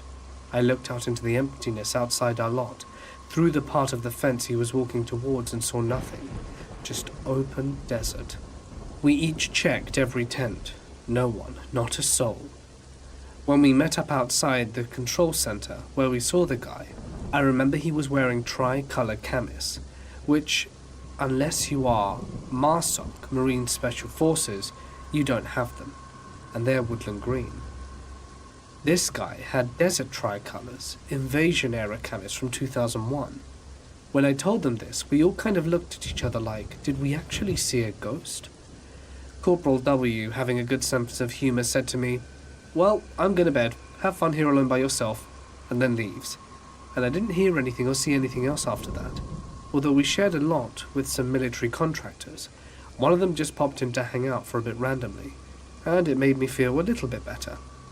I eventually went to sleep that night because I thought, screw it, if that thing kills me, then it's gonna kill me when I'm not tired. But I never saw the ghost again, and we never spoke of it. It's not like some secret we all buried, it just never crossed our minds and we brushed it off and forgot about it until recently. But the one thing that strikes me as oddly coincidental is that our Command Operations Center caught fire and burnt to the ground one day and a week or so later. The fire started in the same spot we saw the dude walking to, and where he disappeared. It could have been EOD, at the speed of which we covered the amount of ground only to not see anyone, and the uniform he was wearing are the only two things that makes it very possible that it were a ghost, if such a thing, of course, were to exist. This happened during my first year in uni. I lived with 3 roommates at a dorm. A few months into the first semester, one of my roommates had a mental breakdown and attempted to strangle me while I was asleep. I awoke to his hands around my throat, his knee on my chest, and a deranged look on his face. I tried to push him off me, clawed at his face, but to no avail. My eyes started to dim, my hands felt leaden, and I was sure I was going to die. Fortunately, my other roommate wasn't asleep. He was laying under the covers browsing on his phone. The sound from our struggle caught his attention, and after seeing what was happening, he pushed the attacker off me and knocked him to the ground. He then woke up the other roommate, and together they restrained the attacker on his bed and called the university police. They arrived in around 15 minutes, and after we told them what happened, they called the actual cops. My roommate was arrested and taken to a police station. There, he had another breakdown and bit one of the cops. He was transferred to a psychiatric facility after that, and of course, expelled from university. 2003 in Baghdad. My unit came in May, right after the initial push. We took over the compound that looked like an Iraqi base. Anyway, we were setting up sleeping quarters and my unit takes over the old medical building. We can clearly see blood on the stairs, and I'm not talking sprinkles. I'm talking puddles of blood from the unit that had come before us and clearly saw combat in there. A few days go by and I'm laying down on my cot, trying to sleep, when suddenly I feel someone stare at me. I look up and see a soldier that clearly wasn't American. It was an old Iraqi soldier just standing there in the middle of the room. I'm sure it wasn't just me being half asleep, because another one of my friends mentioned it a few days later. It was profoundly creepy. This happened to me about a week ago. I found a summer job at our local supermarket, and about 2 weeks in I got asked to work the late night shift, which is 11 p.m. to 5 a.m. I accepted, since I was in need of more money and hardly ever sleep early. Everything was fine and dandy until about 3 a.m. when a shirtless, scarred-up guy came into the store. After lingering around the store for a while, he quickly came up to the counter, making intense eye contact with me. As I was about to ask him if he needed any help, he whispered, "Don't you dare move." I didn't hear him at first, so I asked him if he could repeat that. At that point he got agitated and yelled, "Make another sound and I will cut you up." In a swift motion he vaulted over the counter, going to the alcohol section, trying to grab a bottle of whiskey. Thankfully the owner has hidden a baseball bat under the counter. The moment he turned his back to me, I took the bat and swung full force at his knee. He winced in pain and tried to get up. I winded my bat again like I was going to hit him, just to see him pull out a homemade shiv of some sort. I let him get up, and the moment he got back up he swung his shiv at me, lacerating my wrist. I pushed him back with the bat, and he ran for the door and got out. The day after, I called the cops and showed them the security camera footage, but they haven't contacted me since. I think it's safe to say I won't be working the late night shift again for a while. One of my drill sergeants actually has a creepy story from one of his Afghanistan deployments. He was infantry, so being in the field and out of missions for a few weeks wasn't uncommon. One night while sleeping in a fighting position he dug, he felt something nibbling at his feet. He woke up and kicked it off, and what he saw wasn't any type of marsupial, but a little humanoid figure he could only describe as looking just like Gollum. But being in the field with little sleep, he chalked it up to seeing things. A few days later, he and another guy on watch. The other guy pointed out something and said, "What the hell is that?" and pointed at a stone wall in the distance. My drill sergeant looked through his binoculars, and crawling across the top of the stone was the exact little humanoid creature he had encountered nights before. This happened to my mum. A man entered her house just before lunchtime and stabbed her and the maid multiple times. He also kept punching both of them while stabbing them. Eventually he got tired and left. My mum played dead, and then, when she was sure that they were alone, she checked on the maid to see if she was still alive. Both of them survived the attack, but the police never found the guy. The thing is, my mum knows the guy. See, she owns a flower shop and had 2 people working for her. One of them is a nice gay guy, and that guy had a boyfriend. It is the boyfriend who attacked my mum, and my mum told me that he was high and looking for money. It seemed like his boyfriend didn't want to give him money that day, so he decided to attack his boyfriend's employer instead. Since then, my vibrant, outgoing mother became a recluse, and she developed serious health conditions. She is also always in a state of pain, which led to her becoming dependent on pain meds. The meds ruined her livers and kidney, and now she is undergoing dialysis for it. All because some stupid idiot Couldn't stand not having a little bit of money for the day, instead of going out and earning it. I'll never forgive that guy. I'm in the Navy, and about 15 years ago I was standing watch in a submarine engine room. We were underway, and I can't for the life of me remember where to or from, or if we were just making circles. It was the mid-watch, and I sat down to catch up on some logs. That's when I heard a woman's voice. This was long before we had women on subs, and felt the hairs on my neck stand straight up. I got up and looked around to find the others, who were all talking or doing their daily tasks. I thought maybe I had dozed off and dreamt it. I sat back down and heard it again, and it sounded like it was coming from outside the hatch I was sitting under. I said screw this out loud, and went to just be around the other guys on watch. I still get chills just thinking about it now. I was living on Camp Lejeune for a spill.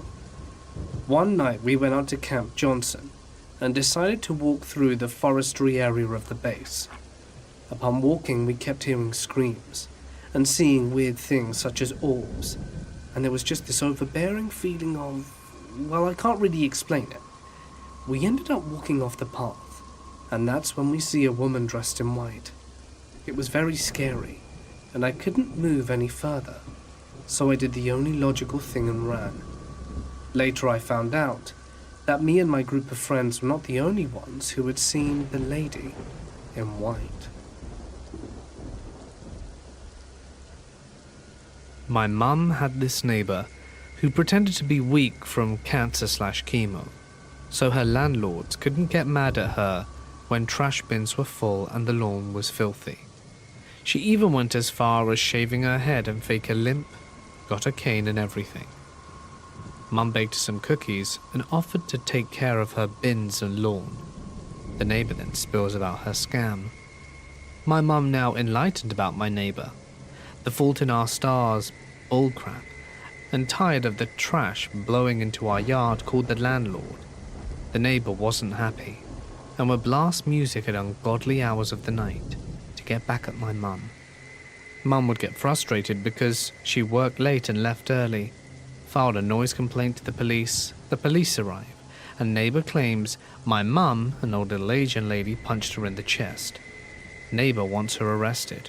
Mum shows cops our security cam footage, no mum punching, but instead finds the crazy neighbour kicking her 9-year-old daughter out in the middle of the night. The 9-year-old is banging on her door, and my mum comes out to check on the noise and tries to bring the hysterical girl inside at 2 a.m. The neighbour comes out and sprays her with the hose. The neighbour was taken away, and the daughter was sent to live with her father. Some neighbours are the worst. My mum was incredibly abusive to me, and on one occasion when I was around 12, she came into my room while I was sleeping. She crept over my bed and looked down upon me. I hadn't been stirring. That is when I felt something pierce my chest. She stabbed me with a kitchen knife, puncturing my lung, which I didn't know at the time. Obviously, this woke me up. I just rolled out of bed and ran around the house screaming. Someone on our road noticed and called the police because of the noise. Just before the police arrived, she started choking me and I lost consciousness. I later woke up in the hospital and mostly recovered. She is now in jail. This is not the only time that she tried, but it was the most dramatic, and the only time she came this close to actually ending my life. If the neighbor hadn't have called the cops, I don't think I would have been able to tell you this story today. This is my dad's story. After he was done in Vietnam, he was stationed at an Air Force base in Greenland. They had bad blizzards often there, and when they came through, the base shut down and every section of the barracks would take roll call. These blizzards are intense. There were cables running between all buildings you attached to a person with carabiners, so if there was a sudden whiteout, you didn't get lost and die. They had people die literally 20 meters from shelter because they got lost in bad weather and froze.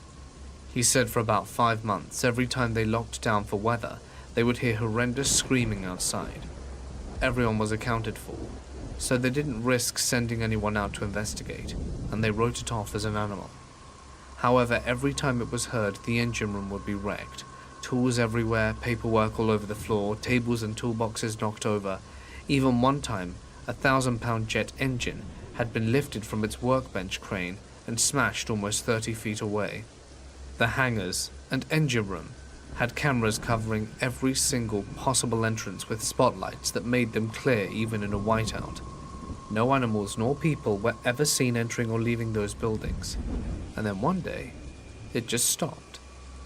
This was not something that they just shrugged off at all. It cost a lot of money and threw a wrench in at least one surveillance routine, which caused a lot of brass from the DoD and CIA to fire down the base commander's neck. This facility, beyond military function, served as a base for a lot of civilian research as well. There was a full investigation using all manner of scientists, engineers, and specialists, and they came up with no satisfactory explanation for what was going on. I do not believe in the paranormal, nor did my father, but this is the only spooky type of story he has from his 22 years of service. No one knows what happened. It was very strange in either way. Hundreds of people wrote reports and documented this. It wasn't some grease monkey scratching their heads and randomly guessing. As I said, I spoke to my mum. These are the things that I missed. After one of these occasions, the U-2 in the shop had all of its electronics turned on. Many of the systems in this plane were specially built for this airframe and this particular cruise mission. The systems were complex and archaic. Very few people knew how to operate this machinery, and the only ones on base that could were 2 engineers and its crew. It wasn't a simple matter of hitting buttons and flipping switches and stuff. Another time, 3 barrels of hydraulic fluid vanished and were never found. They doubted the screaming noise was wind because it came in short, irregular bursts, and winds never produced these sounds again. They theorized it was a polar bear, but if it was, its coincidental timing was extremely uncanny. Lastly, Control picked up a bunch of weird interference and anomalous readings that, again, had the uncanny timing of happening only when this was going on, but they were never able to reproduce these errors in a controlled manner. It's creepy, bizarre, and may or may not be supernatural. I'll leave that down to your own judgment. There was a girl in the village of my parents' vacation home who was known to have mental health issues. My family never judged her for it. Both my parents are teachers and used to deal with slow students that say some wicked things every now and then. When I was 2, my parents went on vacation, and so did that girl's family. The girl was 12.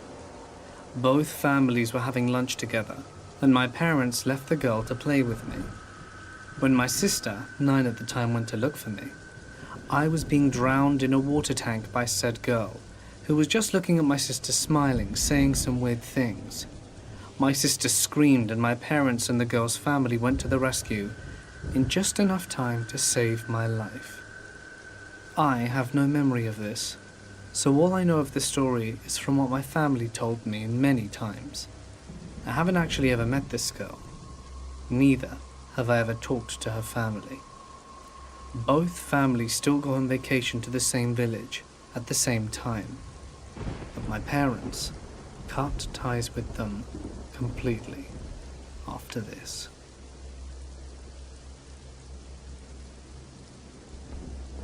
This night took place a few years ago, while my father and I were living in a small rural town in Alberta. I was fairly new in this town and didn't know anyone but my dad and co-workers. I had found a job as a key holder in a liquor store that closed every night at 2 a.m. My store was located in between a pharmacy and a grocery store, a place well lit, where I felt safe most nights. Not knowing yet that this town was actually known for its drug problem and random creeps. But anyway, on this particular night, my coworker and I had been working late. We needed to finish unloading pallets of liquor, since we had another shipment coming in the next morning. And at the end of the night, around 3:30 a.m., I told my coworker that she could leave, and that I was going to take care of closing down the store, which basically meant counting the till and cleaning up, as she was exhausted, and I had the keys of the store anyway. After she left, I quickly finished my tasks, took all my stuff, and called my father. At the time, I didn't have a car, and my dad would come pick me up every night and bring me back home, which was maybe a 10 to 15 minute drive to my workplace. I have an amazing father. In return, I always made sure to be ready and to wait outside the store for his arrival. I didn't want him to have to wait for me, because I knew he didn't have much time left to sleep, as he had to be at work in the morning. I got ready to get out the store, set out the security system and locked the door behind me. Now you have to understand that I wasn't supposed to finish this late at night, and that once the alarm system was on, I couldn't go back inside because the regional manager would receive a security call if I opened the door and the alarm would automatically start to ring, and I did not have the code to shut it, since I never worked a morning shift. The store policy mentioned that if you forgot something inside, you'll have to wait until the next day to get it back. As I was waiting for my dad standing in front of the store, I heard some noises coming from my left. It sounded like someone was breathing loudly.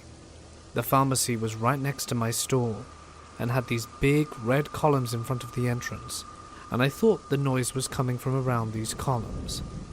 I looked to my left but didn't see anything, so I brushed it off, thinking that it was probably the wind or just my very tired self imagining stuff. It was almost 4 a.m. after all, and I had worked really hard that evening. After a few minutes I heard the noise again. I started getting nervous.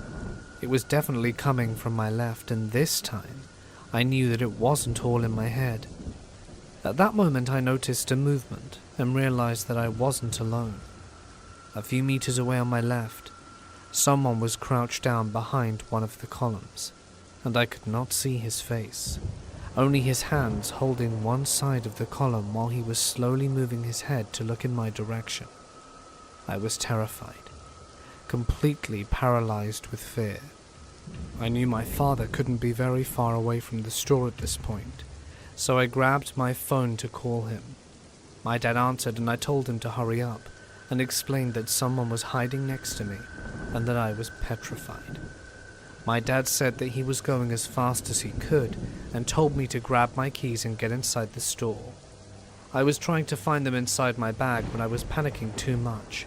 My hands were shaking and I couldn't find my keys for the life of me. I felt completely horrified when I realized the man had stood up, still hiding behind one of the columns only a few meters away from me. My voice filled with fear. I asked my dad where he was, and he shouted that he was almost there.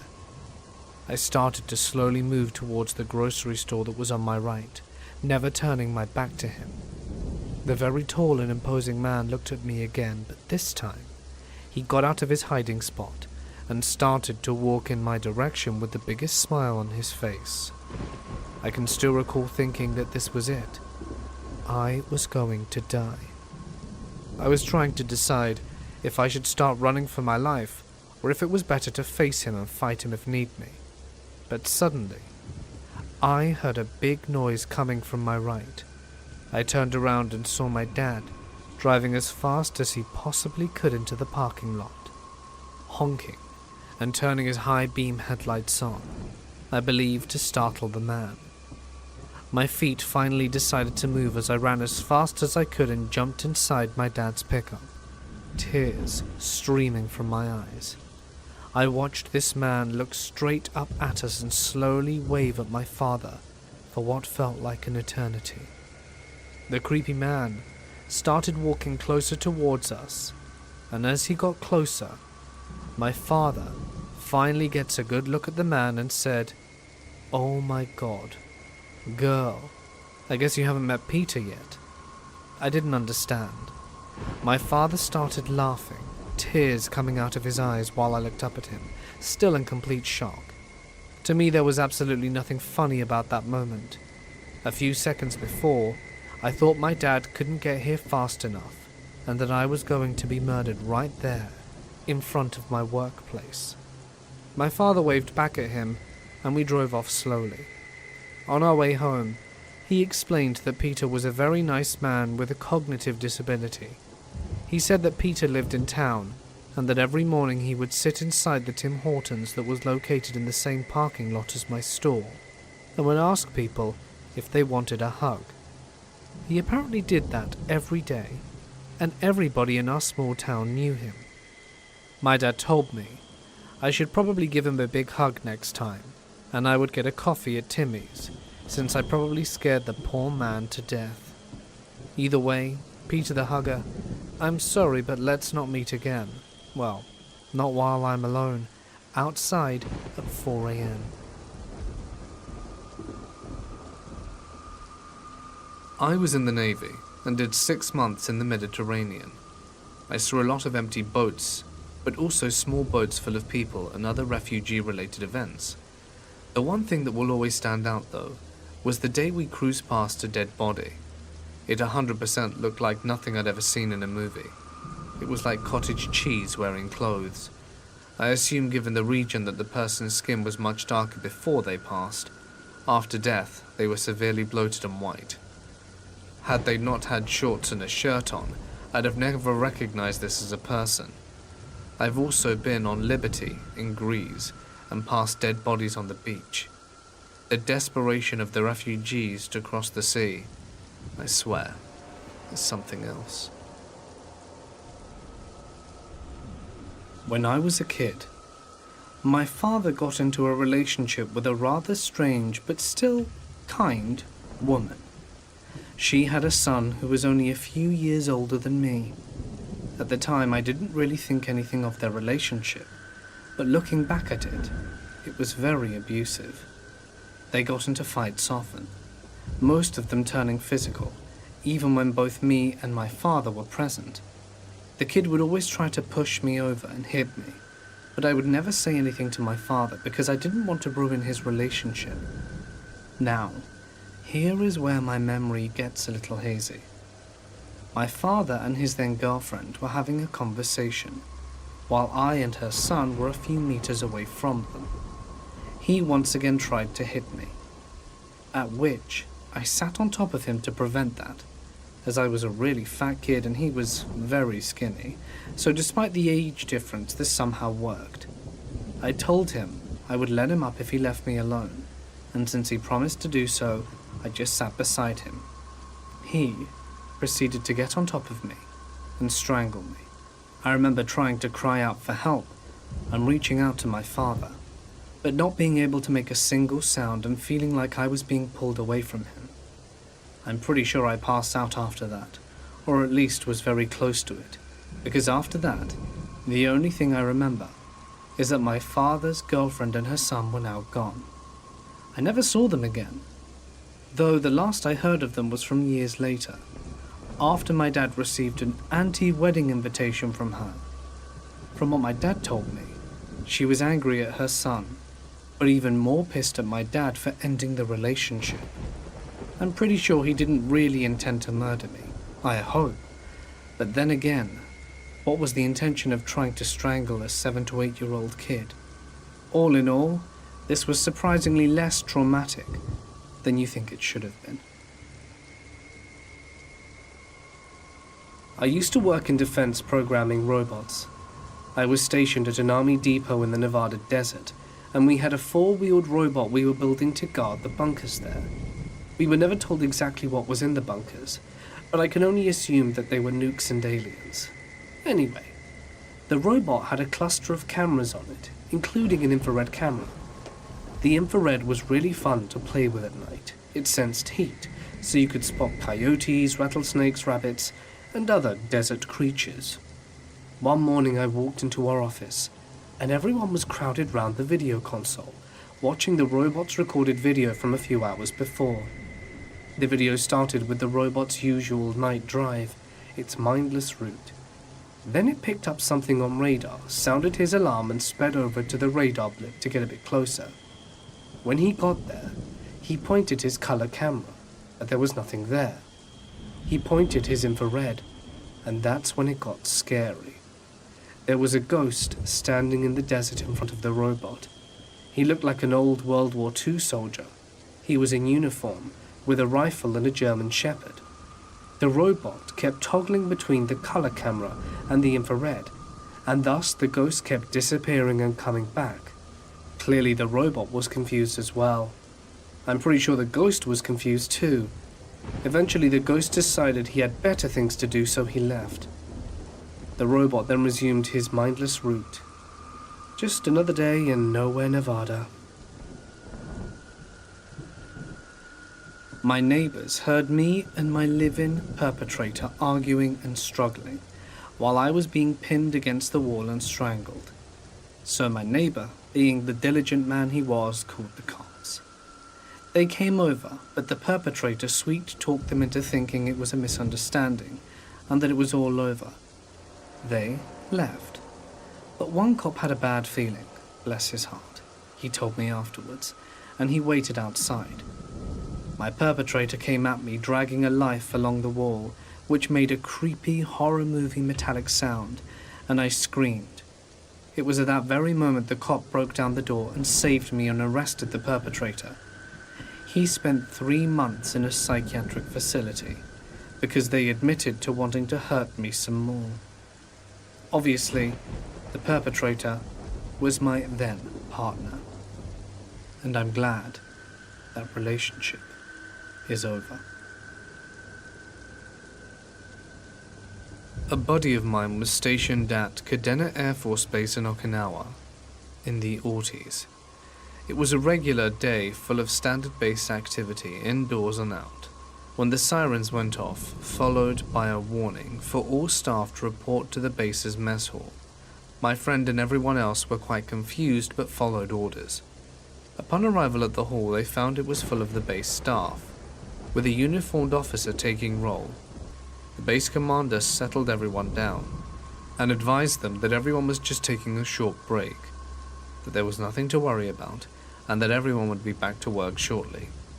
Everyone sat at the long lunch tables, scratching their heads and discussing what could be up.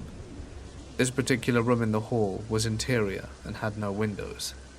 Once the roll was completed and everyone accounted for, the commander left, and soldiers carrying automatic rifle closed the doors to the hall and stood inside them at attention, essentially stopping anyone from leaving. This raised the chatter quite a bit, but nobody panicked. Only a few minutes later, an incredibly loud engine sound could be heard approaching the base, as whatever was making the noise sounds lands, and it shook the entire island. Framed photos fell off the walls and trophies in glass cases are shaken over. The engine hum and shaking then cease. Chatter again rises sharply, as speculation about what the hell is going on increases. After about an hour, the noise starts up again, and the island shakes again, and whatever it was takes off and quickly fades. Shortly after, the base's commander enters and says everyone can get back to work, warning them not to discuss today's break and simply forget about it. When I asked him what he thought it was, he immediately suggested that it was some sort of classified skunk weapon spy plane, maybe the Aurora needing to land for emergency repairs or refueling. Of course, he said, since they kept us all from seeing it, we'll truly never know. This didn't happen to me but my sister. She was working in a retail sales job at a large and popular mall in a city a few years back. One day, she arrived at the mall for work, like any other day. She stopped and went to use the restroom, the ones general mall goers would use. After using the restroom, she went to wash her hands, when she noticed in the mirror that a man was standing behind her.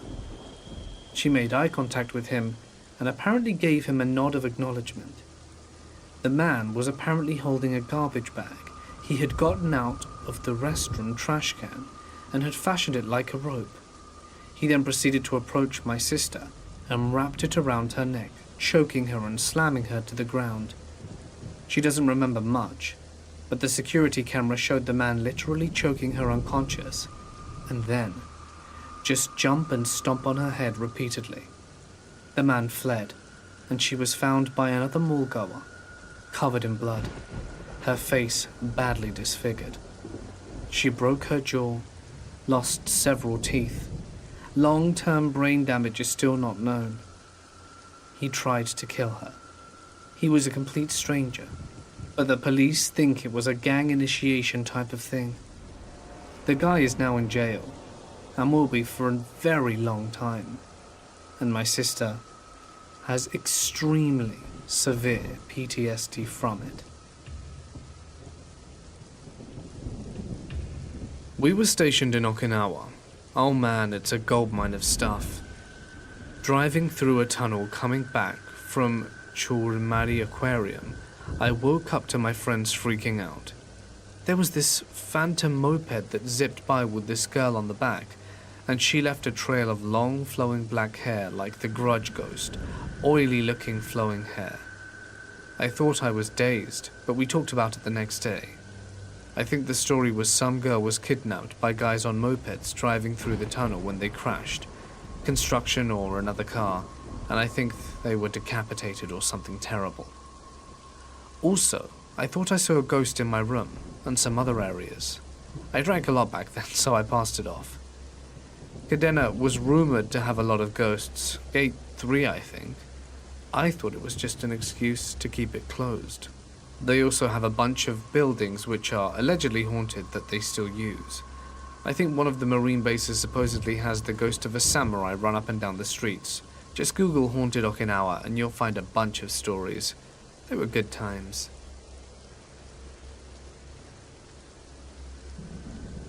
I have an apartment. This lady lived on the 3rd floor. She must have let her cats piss everywhere, because the entire building reeked like cat piss. The smell entered my apartment frequently. When I passed her in the hallway, I would have to hold my breath because she reeked. I dealt with this for 2 years with multiple complaints to the office, until I eventually called animal control. Turned out, she had 30 cats in her apartment. Animal control took all of her cats away. She was evicted shortly after that. I know from talking to other neighbors that this had been going on for at least 5 years before I even moved in, but they had a hard time evicting her because she was Section 8, although I'm sure the apartment manager was very incompetent as well. She even told us that she had been working there for 6 years, and my neighbors were wrong that it had been going on that long. The maintenance guys had to put on masks and rip the carpet up and seal the wood under it, amongst many other things, to make that apartment habitable for future renters. As a Marine, I used to have the graveyard patrol shift at the Beirut Bombing Memorial. Part of the memorial is dedicated to a veteran cemetery. Oddly enough, I never got freaked out being completely alone in a remote cemetery, in the middle of the night, surrounded by dense wood on all sides. It was actually kind of peaceful, to be honest. However, one night, I was patrolling near the perimeter fence where some of the oldest headstones are, and I heard the sound of a woman humming. I followed the sound and noticed a light glowing through the vines and brush of a large tree. As I approached, I could literally feel my hair begin to lift, as if there were an electric current in the air. I pushed aside the brush, and what I saw next nearly took my breath away. It was an old, weathered headstone, with a large cross etched into the marble. Only the cross was glowing a bright, vivid blue like a neon bulb. The humming was also suddenly much louder, and had a weird plurality to it, like it was coming from 100 voices at once. Needless to say, I freaked the hell out, screamed like a scared little girl, and sprinted back to the parking lot. I radioed the guard who was supposed to relieve me and forced him to come early, then spent the rest of my shift in the cab of his truck. I don't think he believed me, but he stayed in his truck and didn't go out on patrol until the sun was fully up. A few days later, I worked up the nerve to return to the graveyard during the day. As I suspected, in the light of day it was a completely mundane headstone. There was no name, only the aforementioned cross. I ran my hands over the stone to check to see if there was maybe some sort of hidden light source or solar panel, but none. It was just plain, solid, unremarkable stone, and the humming was gone too. I eventually returned to my normal shift, but never again experienced anything out of the ordinary. I never learned whose grave that was either, but I find myself thinking about it from time to time. It certainly sounds absurd when I say it out loud, but I suppose it could have been a hallucination or a trick of my brain. But I don't believe it was. I think it was a real ghost or spirit of some sort, but I don't think it was malevolent in the slightest. A while back I was at my friend's house when a guy came in through the balcony glass door. He had to have climbed up 2 stories of balcony just to make it, and proceeded to start yelling things at her like, "Who is this guy?" And I stood up and protected her. It was dark and I couldn't see the knife in his hand, which he then stabbed me with in the face. I never knew the guy, never even met him, or got his name. After I was out of hospital and started to try and figure out what the hell that was about, our mutual friend told me that he had asked the perp the same question, and his answer was, "I'm going to murder her." But I didn't know that he was there as well. I'm 23, and this was my second time getting stabbed altogether. 5 stab scars in total. Welcome to Finland. It was winter 2012. I was 18 to 19 at the time and working in a petrol station in an average-sized town in England. It was an okay job, good money for somebody who was at college at the time, and it was just a shame that it was a weekend job. So while my friends were getting drunk and having fun, I was in a petrol station, serving taxi drivers and the occasional drunk. It started off like any other night. Serve people, clean up, do stock and average night shift work, and since it was winter the night was really dark, and you could only see faint outlines of people walking back and forth even with streetlights. The place where I worked was situated across the road from a pub, and had an alley running beside it, leading to a housing estate.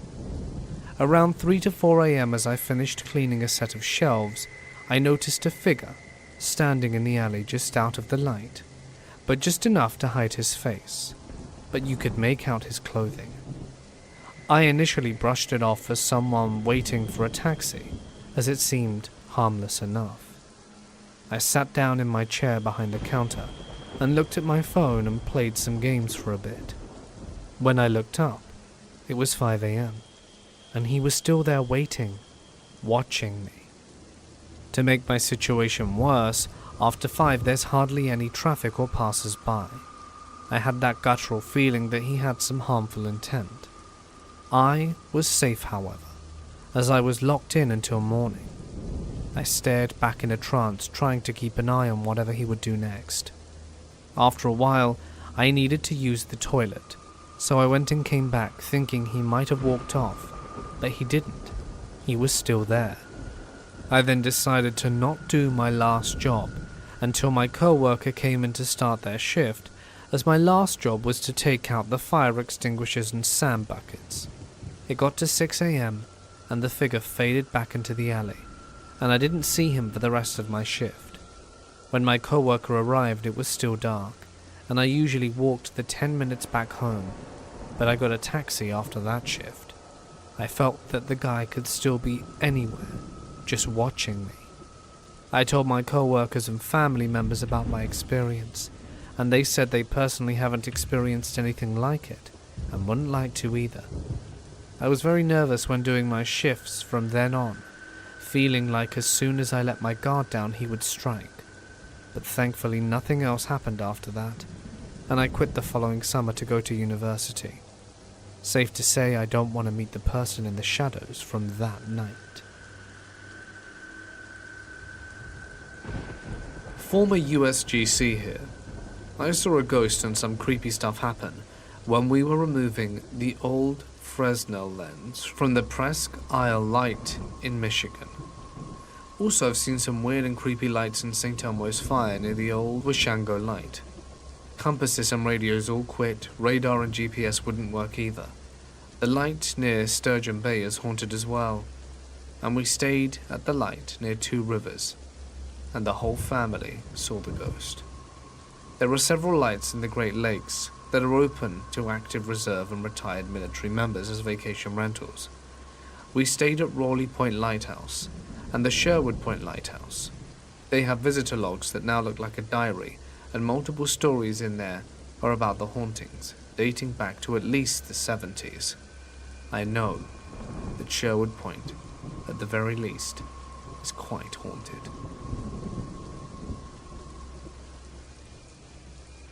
I was in Thailand, heading back to my apartment from a popular corner of the bars in Chiang Mai. I went down the same streets and alleys I always did, cutting through the center of the city to the edge of the moat by the Ram Hospital. I passed by the technical college and saw a group of guys hanging out on the corner. I didn't think anything of it as I entered the final alley that would put me at the moat of my apartment. 2 mopeds passed me and went into an alcove to my right.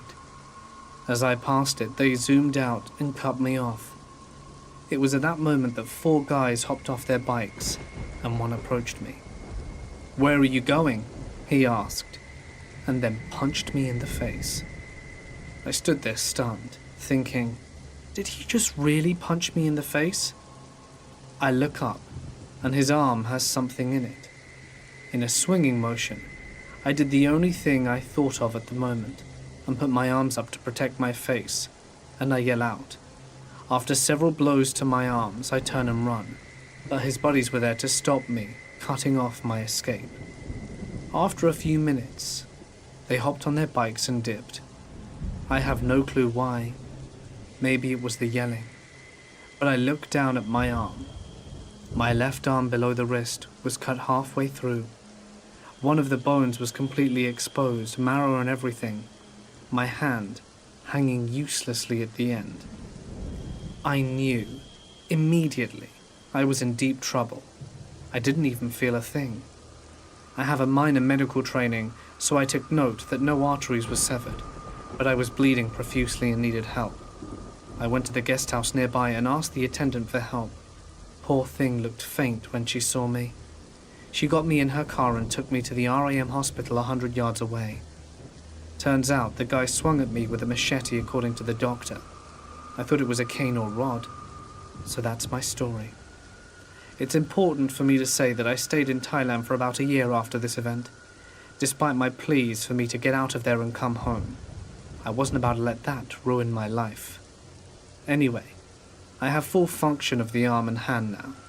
After 4 years of drinking to bury the memory, I'm happy to say I started therapy 6 months ago. I quit drinking entirely and was diagnosed with PTSD, obviously. I'm finally addressing the demon who's been hiding in the depths of my mind, and he has his days numbered.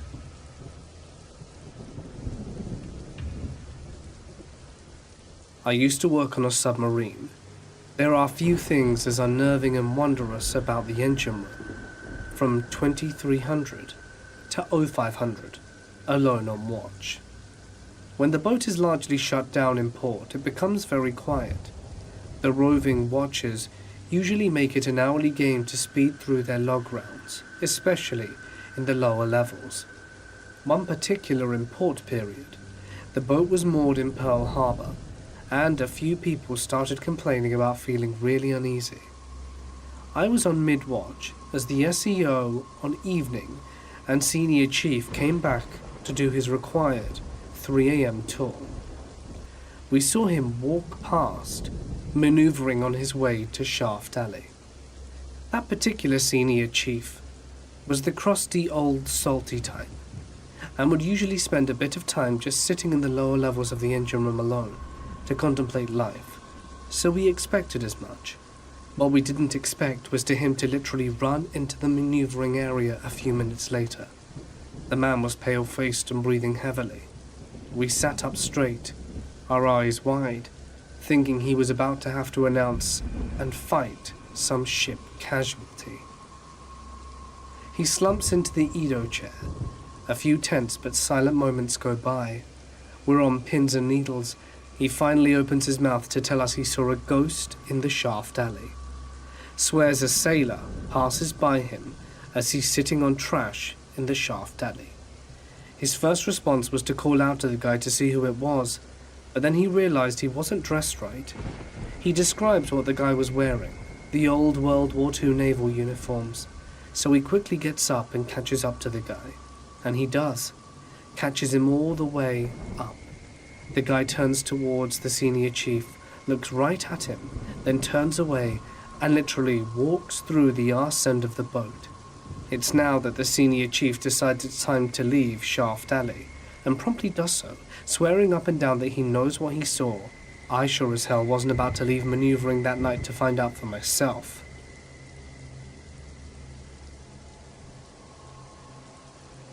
I was attacked in a friend's house by an ex-husband. He slit her throat and smashed my face with a box cutter before hitting me over the head with a plate, knocking me out temporarily. He then lit the place on fire with us in it. I managed to wake up and drag her outside, and a neighbor called the police and ambulance. They caught him 2 days later, trying to end his life in a Ramada Inn. We both lived through it, and he is now serving a life sentence. I grew up in an old Victorian-era boarding house in Ivor, South Carolina. Everything about that town and house and its surrounding area is just creepy. We saw and felt all kinds of weirdness in there, but that's only the beginning of my experiences. Hot spots, cold spots, apparition of a man who looked like he was dressed in a suit and a fedora, who always was with a young woman who was wearing a dress like an old school teacher from when the house used to be a boarding house, and the ghosts of people that had been lynched from an old pecan tree in my backyard. I'm used to seeing some messed up stuff at this point, and that's only part of it. Fast forward to 2014. I was enlisted into the US Navy and got assigned TAD to USS Sturret in between my A and C schools. I was coming back to the ship one night, and I see someone aloft. That's not right, no one's supposed to be aloft at night, but somebody's probably got an okay from it somewhere, so whatever. I see them walking around, then I get up to the brow, look up, and see no one. Guess they went in already. Didn't think anything about it, and the next morning we go underway. I went up to the smoke deck late one night, on that underway, and on my way there I see the upper half of a guy's face. I could see coveralls with his second-class crows visible through the porthole window of one of the airlock doors that you go through to go outside. I make eye contact and shuffle over to let him in. He shuffled over too. Okay, I'll open it, guy, whatever. I open it, look around, but don't see him. Maybe he went for another cigarette. I climb up there and see some other people in the dark, faces occasionally lit by the cherry from their cigarette, but I don't see the guy. I ask if anyone saw someone come up, because there was a guy that was about to hop through the airlock, but didn't. I just wanted to make sure he was okay. You saw him too, huh? Yeah, of course I did, I say. Is the guy here or what? Do we need to call man overboard? No, he's dead. Maybe not if we don't turn this around. No, another guy goes. I mean, he hung himself. What? Apparently, he was a Control 2 that got into a love triangle that went bad and he couldn't deal. So, yeah, that happened. I was told to come over here and look up by one of the guys, and was shown the exact light he hung himself from. Apparently, sometimes you can see him walking around there at night, and you always feel the cold spot right there. And I was shown where. Screw me. Anything else I ought to know, I asked? Yeah, let me show you Andrew Sterrett's sword. It'll always shock you, though, no matter how many times you touch it. Or if you touch something metal beforehand. Apparently he killed a kid with it. Yeesh. Oh, you're a sonar tech, right? Yeah, man, I'm in R-Dive right now, but yeah. Okay, go ask Chief Moon about the skid. I think she's in sonar right now anyway. Okay, I'll bite. I head back down and go to the sonar room. Chief Moon was there and I ask her about the skid. Ah, hell no, that place freaks me out. Okay, but why? What's the story? I want to know. Well, I went down there one time to get pressure readings because I was an STG-1 at the time and was on duty. I saw a guy standing in the corner, back facing the ladder. I asked if he was okay and he didn't reply, so I booked it. Screw that. I never went down there at night. But wasn't somebody just messing with you? It sure as hell wasn't anyone that I recognized, so you tell me. And that's why I stay the hell off there. I left a bit after that, and figured that I'd check up on the skids anyway to see for myself. I got down there, and when I touched the hatch, I felt the same weirdness from when I was a kid, and I went in anyway. Cut on the light and didn't see anything, but still felt that something was off. Everybody else that I asked said that down there is creepy, and they don't go anywhere near it unless they really have to. Those are just a few things I saw there. My old ship, USS Princeton, chased a UFO off once, off the coast of Baja, and I saw some sort of submerged disc thing on sonar once. That, and any time that we'd go over shipwrecks, I would get a weird feeling out on the smoke deck. Anyway, that's enough for now. I've got to get back to work. Allow me to preface. At the time I was working nights in the munitions storage area, which is fenced off with barbed wire fencing. The whole area is pretty spread out, with multiple buildings and definitely large enough that you generally drove around to get to other buildings. Due to the nature of the job, the buildings are spread out with clear spaces between them. Anyway, the only people in the bomb dump on this night are the roughly 8 or so of us in my shop, and one guy in control that night. He was in another building, so we had a direct line to him on what we called the bat phone. This was in summer, around 2 or 3 a.m., and the air was very warm and very still with no breeze at all. And we all had the break room door open while we watched a movie. We were on flight line support standby and nothing was going on. Now the rumor was the small building we worked out of had been built by German prisoners of war during the war, and I know for a fact that there were some back then. It was small, with a main break room, small dispatch office through a doorway, and a couple of offices off that one. There were 2 doors, one in the break room and one on the same side of the building in the dispatch office, roughly 20 to 30 feet away from each other. Both had push bars on the inside, but only the break room door could be opened from the outside, as the dispatch door external latch was busted and only the internal bar worked.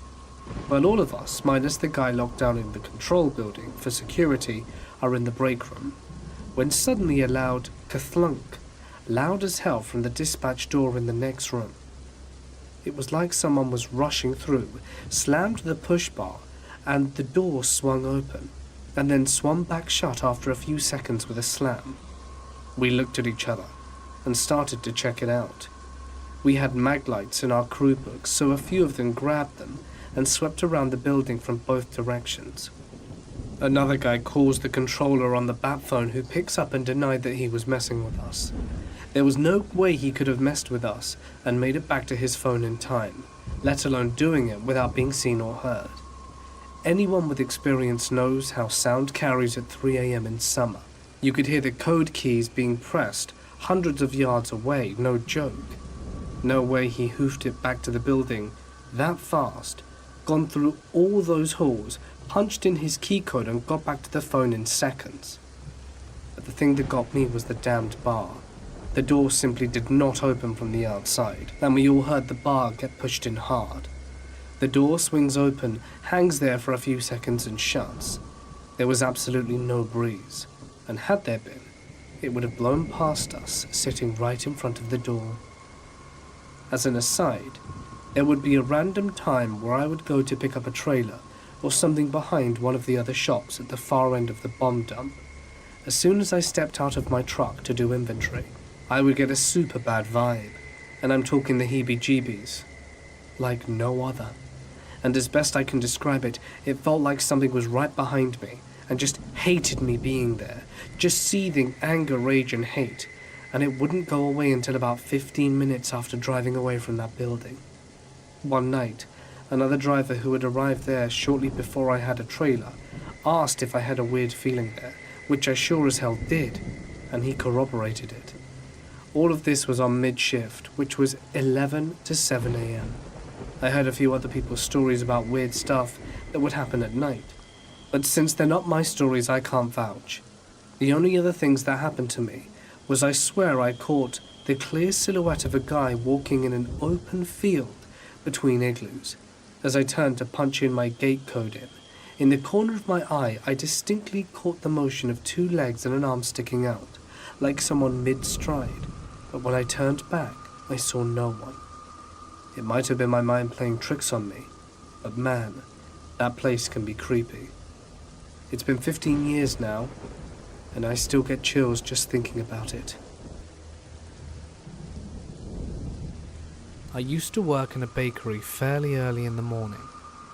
My shift meant I had to come in at 3 a.m, and it often meant I'd be the only person there for a few hours, preparing the breads and whatnot. We opened at 7, so time was precious trying to set everything up for the morning rush of customers when everyone else got there.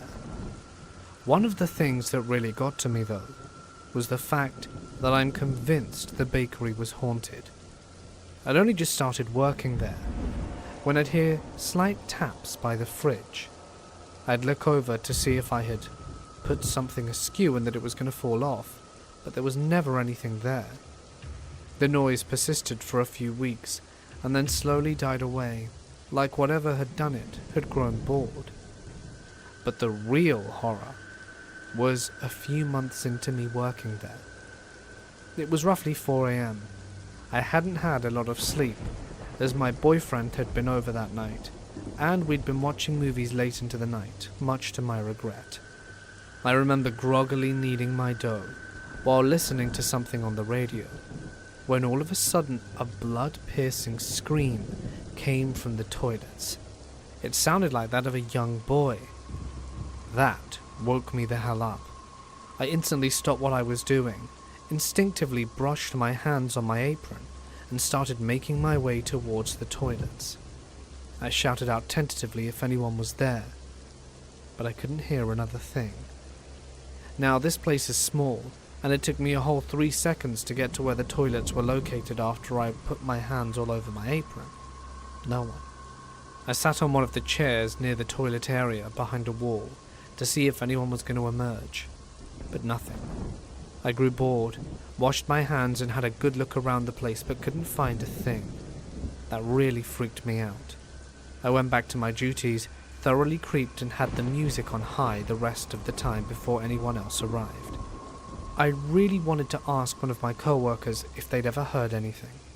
So I went to one that I got along with really well and asked her straight up if there was anything spooky that happened here at the bakery. She gave me a smile and asked if I'd seen the little boy yet.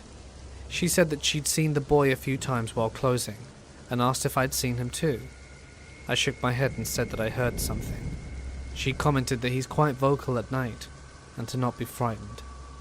I quit shortly after that. Too spooky for me. When I was living overseas, a man broke into my apartment. He came through the window of my studio apartment about 5 to 5:30 in the morning. Thankfully, I was awake. He started to go attack me and strangle me, and I was able to fight him off, getting up to my feet onto his chest and pushing with all my strength. This happened a few times. The only thing that he would say is, "You die," repeatedly. He was slender, and I don't think he was very prepared, and I didn't think he would have expected me to fight back. Partway through this, when I realized that he wasn't giving up, is when I really started to get scared, and think to myself that I needed a plan to get out of there. My friend lived next door, so I decided I was going to make a run for it. Once I stood up, he backed out of the window. I grabbed my glasses and my phone and ran to my friend's apartment. Thankfully, she was awake. I told her what happened and she was like, "You have to call the police." By this time, shock was starting to set in for some reason and my brain was yelling, "Okay, so nothing happened here, I'm fine." But she kept reiterating I needed to call them. So, I decided to call one of my co-workers who spoke English really well and ask her. The co-worker was horrified at what happened and called immediately, and said that she was going to call the police for me and call me back. Once the police arrived, she acted as a translator to tell them exactly what happened. But I really hope he never tried that again. This happened to me when I was a young Girl Scout, probably around 6 or 7 in the early 2000s. My group and I were going door to door to sell cookies, and we were all walking in groups of 2 to go up to different houses, with the adult leader at the very back of the line. My partner and I went to a house with a woman who answered. She was probably in her 50s and wearing a long, old-fashioned nightgown. We asked if she wanted cookies, and she said yes, but that she would have to grab her wallet. She asked if we wanted to take a step inside while she went to get it, and we said that would be fine. The adult leader was nowhere around at this point. I assumed she was lagging behind with some of the other girls. Then she said something along the lines of, "Oh, I have some cats in the basement. Do you like kitties? Do you want to see the kitties?" And I love cats. Even to this day, 20 years later, they're still my favorite animal. So I begin to take some steps towards the basement door, which was open, and I see the dark steps going down. Just as I'm about to take the first step down, I feel a hand yank back at the coat that I was wearing, around the neck area. It was the adult leader of the group. She was yelling at the woman as she pulls me and the other Girl Scouts out the house. Not sure if I would have been murdered that day. I have a brief memory of the woman apologizing profusely, saying stuff like, "Oh, I'm so sorry, I didn't even consider that." But after reading many true crime books and consuming content like this, I know now how unsafe it actually was to go door to door selling cookies. It makes me pause and think about how badly that could have turned out for me. I'm an Air Force member. At my old base, McChord Air Force Base, there is a building known as the Castle, and it is the main hub for the base. I worked there for 4 years, and I experienced something on 2 occasions. The first, I had stayed up late to finish some work and emails, and I was the last one in the office. From down the hall I heard talking that sounded like my supervisor and another airman speaking. I walked down that way on my way out to say bye, and as I turned the corner the talking stopped and no one was there. I hightailed it out of there. The second happened at my desk. I had gone in on a weekend to work on a project, and while sitting at my desk I heard a male's voice whisper out, "Get out," into my ear. I was completely alone, and I have never been more freaked out in my life. I never worked in that office again. When I was in Israel, I saw something. My folks and I were chilling about 10 p.m. enjoying the cool evening looking at stars when they became obscured by a giant black triangular shape that passed over. I said, "What the hell is that?" We all looked and waved, and it spotlighted the entire city block as if to say hello back. Or was it getting a better look at us? It made a quiet hum as it passed and turned west, moving very slowly.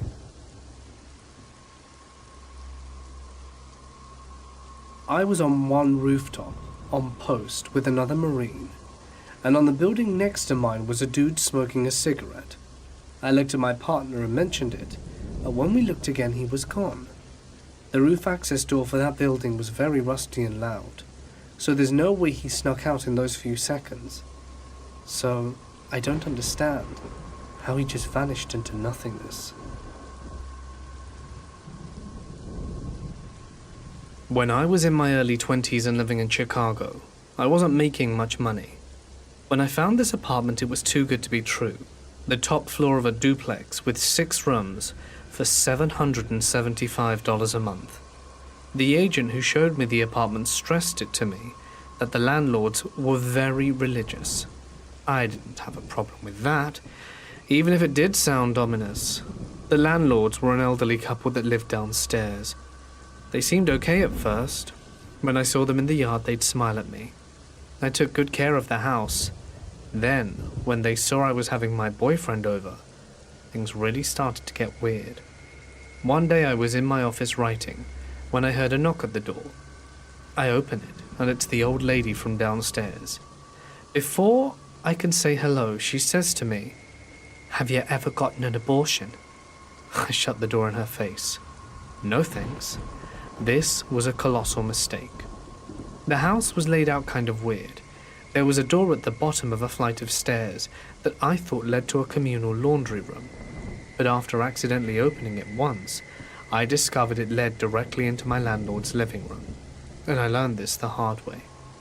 I was in my kitchen cooking. My boyfriend was at work and I was by myself when I heard what sounded like the click of a door.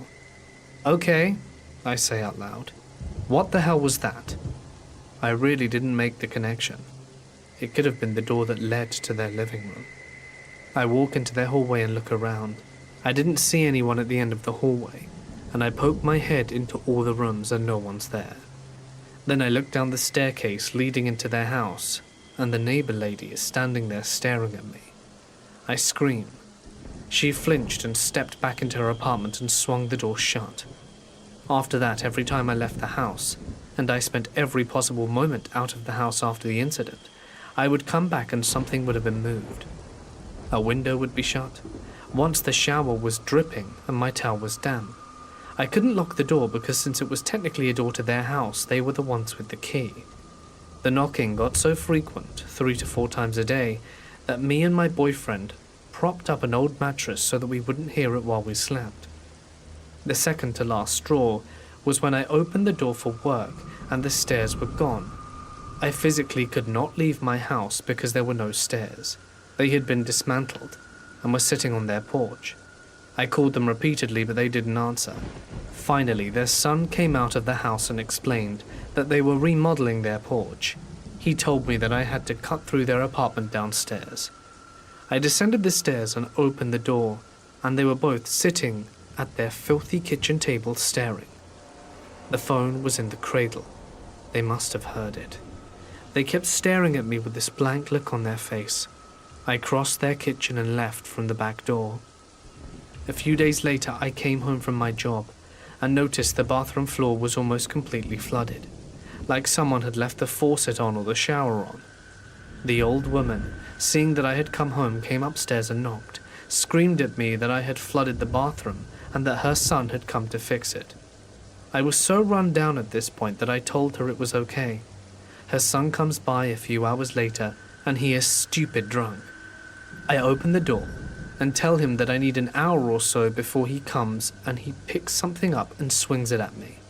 It was a massive wrench. I somehow duck out of the way and he stumbles over, and I book it down the narrowly repaired stairs as quickly as possible and call the cops. They come by and take down a complaint, but claim since there was no physical contact they couldn't do anything. I later learnt that the old couple has a daughter on the force. In the middle of the night, me, my boyfriend, and several of his friends packed all of our stuff into a Chevy Astro. We lived in hotels in the van for a month, until we found another house. They never attempted to contact us again. I got to my first unit in the army after basic combat training and AIT. A buddy from basic got there at the same time, and we were put in the same room. The building was about 3 years old, so it was modern, 2-bedroom, shared kitchen on the left and bathroom on the right. My room, and then back to the left. Homie's room back and to the right. His door had this official US Army crime scene tape around the edges. Being curious fresh privates, we asked the senior specialist what it was about, to which they would just skirt around any kind of answer and leave. Fast forward a few months, Homies moved into his new platoon hallway, and my Navajo buddy from basic moved in. By this point, the crime scene tape was removed. He's a traditional Navajo, fairly spiritual type, and starts telling me he gets odd feelings from the room. I'm kind of creeped out by it, because of all the tape, but not terribly worried. Fast forward again, probably about a year in the same room. Homie is at an early morning appointment. I wake up and do my pre-private grooming. His door is slightly cracked, which isn't unusual for him. His toothbrush is left by the bathroom sink, which he usually keeps in his room. I don't think anything of it. He must have just been in a rush, I tell myself. I do a solid of putting his toothbrush where it usually sits in his room and leave the door in the same position I found it, about an inch open.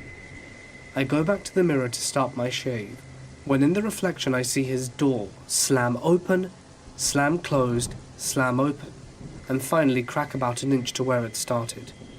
I immediately left and got an arse chewing for not shaving.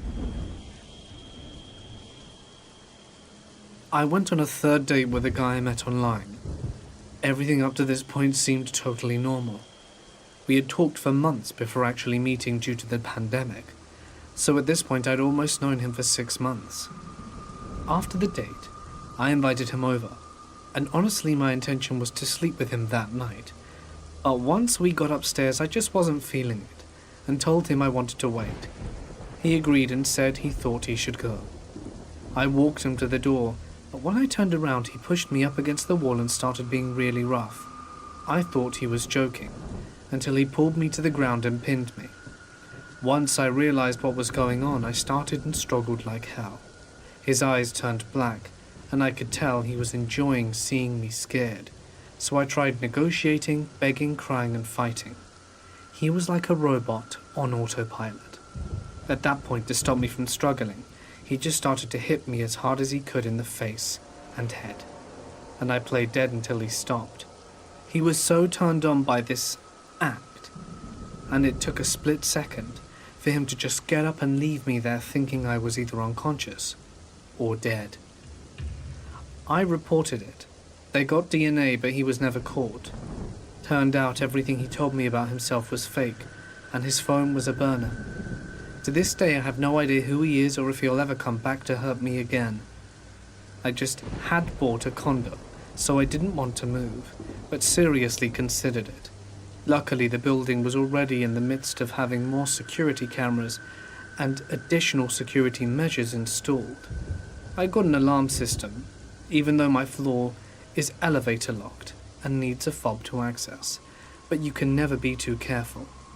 Ladies, please be careful while online dating. I guess the moral of the story is make sure you really know someone before being alone with them. Ask for ID, Google them, check their names and details add up, do a criminal record search, and don't be afraid to ask. It's not rude or weird. It's better to be safe than dead. I was taking my shift in the guard tower at our fire base in Afghanistan one clear night. Through my night vision I saw something hovering above an LP/OP we had about 1 kilometer from our base.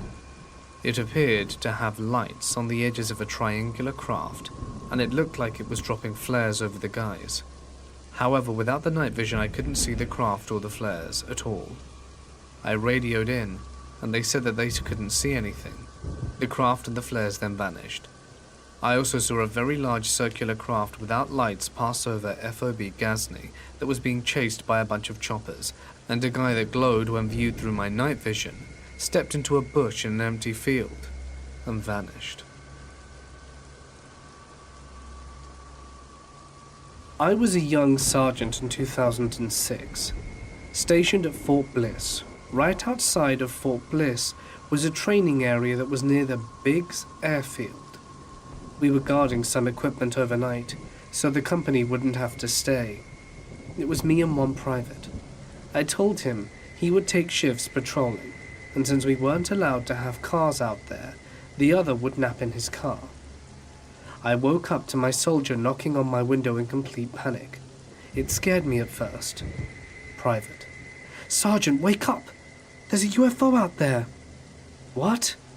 The private points in the direction, and I sure as hell see these lights that seem like they were floating around and then vanishing. Took me a moment as I'd just woken up. That's the Franklin Mountain Range. You're looking at the cars driving on the scenic route. The cars would be visible and then disappear when they went around the corner, only to turn to appear again when they came back round. I was very agitated at first, but by the next day, it was by far the funniest experience I'd had while at the military. I spent about 6 years in the Navy and had quite a few odd paranormal experiences while there. I lived in 2 different barracks while I was there and had friends in another building. All 3 of them had weird goings on. The first one was in a room shared with one other girl. My bed was against the left-hand wall, and on the right-hand wall were the doors to the bathroom and a double set of closets with mirrors on the doors.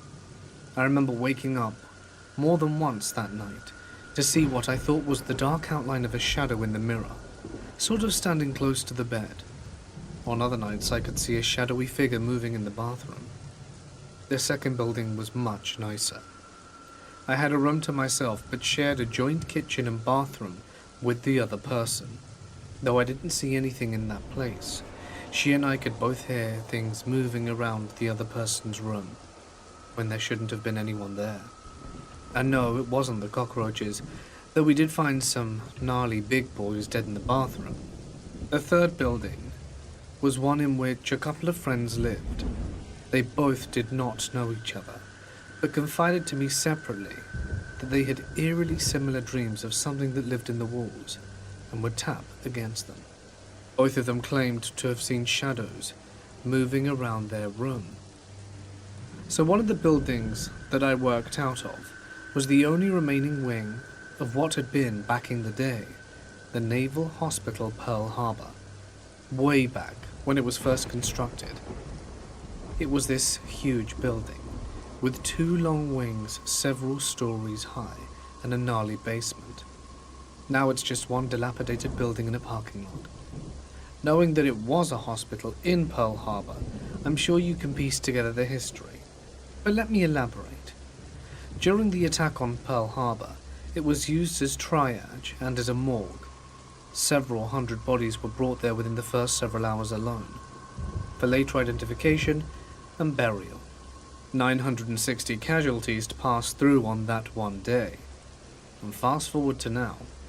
There is a 24/7 watch stood up in the building, and that includes the usual stuff, sitting at the desk, answering phones, going on roves, which is all well and good until it's after hours, and only you and a few other people are left in the building, and you're the sad little E3, E4 who has to rove alone.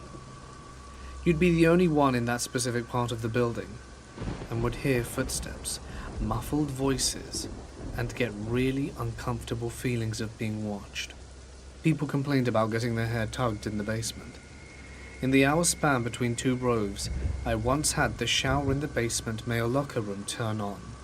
I heard voices, disembodied coughing, the footsteps, cold spots in weird places, a horrible feeling of being watched, and after that I never used a specific drinking fountain, and I found out later that it was a problem area, and a lot of people had a similar feeling too.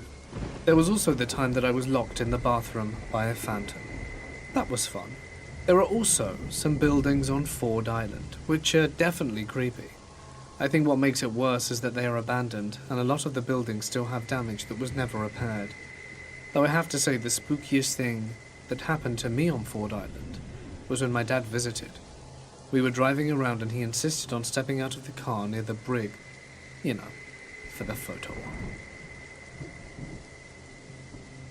I was working in an ice cream / fast food / grocery store when I was 18, wearing headphones and doing dishes when a ragged middle-aged man caught my attention. He was enraged from a high speed wreck, and he had come into the front of the store, carrying a broom and a knife he had grabbed while in the restaurant. He caught me off guard and wrapped his arms around my neck and dragged me to where the whole lobby can see and shouts, "This boy's gonna die tonight." An off-duty cop happened to be in the lobby and begins somehow trying to negotiate or something while women are screaming and running. The man dragged to the back of the store in a corner where he forces me to lay directly on top of his body and shouts demands at the cop. He told me to scream out for help. He half-assed fish-hooked me, fake eye-gouged me, and smeared his blood all over my face. Eventually I see a SWAT team show up, and they're peeking through the shelves with big guns. For a brief moment, my captor had to rearrange his grip on the knife, so I took a risk and disarmed him with a quick hand twist and slid away between a nearby officer's leg. He was shot 3 times immediately, and I ran outside. The whole thing lasted between 35 to 45 minutes. I always felt that this incident had a bit of a suicide by police angle, because the man didn't even cut me. He fake eye-gouged me and fake fish-hooked me, all to look threatening and dangerous, even with guns aimed at him. And in my heart, I felt somewhat sympathetic. He seemed so desperate. Also a police violence angle. Ultimately, I disarmed the man fully and escaped before he was shot. And also the particular officer that pulled the trigger had shot a dog in the past. The whole thing started in a different county, and the police allowed the high-speed chase to cross county lines before he eventually had a high-speed wreck in front of the ice cream store. So I served in the Marines from 2014 to 2016, and did 1 tour of Afghanistan. My best friend and I, Lance Corporal Sean Trevors, were stationed together in Camp Dwyer for a short amount of time to help with standard survey and watch. One day we went on a route convoy to deliver supplies to a unit about 30 kilometers away. Long story short, we came across a building while a sandstorm was developing towards the west. We were ordered to seek shelter until the sandstorm passed. Now, when I say building, I mean this was a building that looked incredibly out of place. We were essentially in what I would call a small valley, and the nearest village was 3 to 4 clicks away. After about 10 minutes, we scanned the building and found no civils or combatants. 2 Marines were outside standing near the wall that was in front of the building, and 2 were on the roof, while the rest of us ate some chow and were just chatting on the 2nd floor. There were 4 floors, by the way. Then we heard shots fired. The same over the radio. We scrambled and got our gear. I went to the window, which was next to a door leading to a balcony of sorts. After what seemed like hours, we finally stopped hearing fire and received the cease order. We were told to check ammo and for wounded, and to check the eliminated targets. I went to go look out for Sean and couldn't reach him on radio. I looked through the entire building and couldn't find him. I went to my squad leader, and I was told he was last seen at the corner wall near the left of the building. I am sorry to say that I did find my friend and called for a corpsman, but was unable to stop the bleeding that was coming from his neck. I did everything I could to keep him alive. I applied pressure and tried to keep him conscious, but unfortunately I had to hold my nearest and dearest friend in my arms as he took his final breaths on Earth. I held him for as long as I could, before the corpsman finally told me he was really gone, and I watched over his remains until we got to base. Now that the sad part is told, I can tell you the paranormal part. It's been 6 years since my friend and fellow brother passed away, and ever since I left country and left the Marines, I've seen him in my dreams. And while I've been awake, I feel like I'm going crazy, but I also feel like it's my PTSD causing me to hallucinate. But I see him not in a bad way sometimes. I see him in dress blues, or Charlie's sometimes. I occasionally see him with his Texas rodeo, complete with cowboy boots and hat to match, while dripping Copenhagen straight, or while in full combat gear with his M16. One day I was sitting in the kitchen eating dinner with my wife, who was 6 months pregnant, and I hear clear as day the word, "Hi," as if someone were inches away from me right near my ear and whispering it. I recently saw him at the grocery store of all places, and he gave me a half salute and walked and faded away. I don't know if he's maybe a sort of guardian angel now watching over me. Either way, I want to feel really open-minded about people's opinions about whether I'm seeing things, or whether I should go lock myself in a nut house. I work for a medical examiner and used to be on the graveyard shift alone.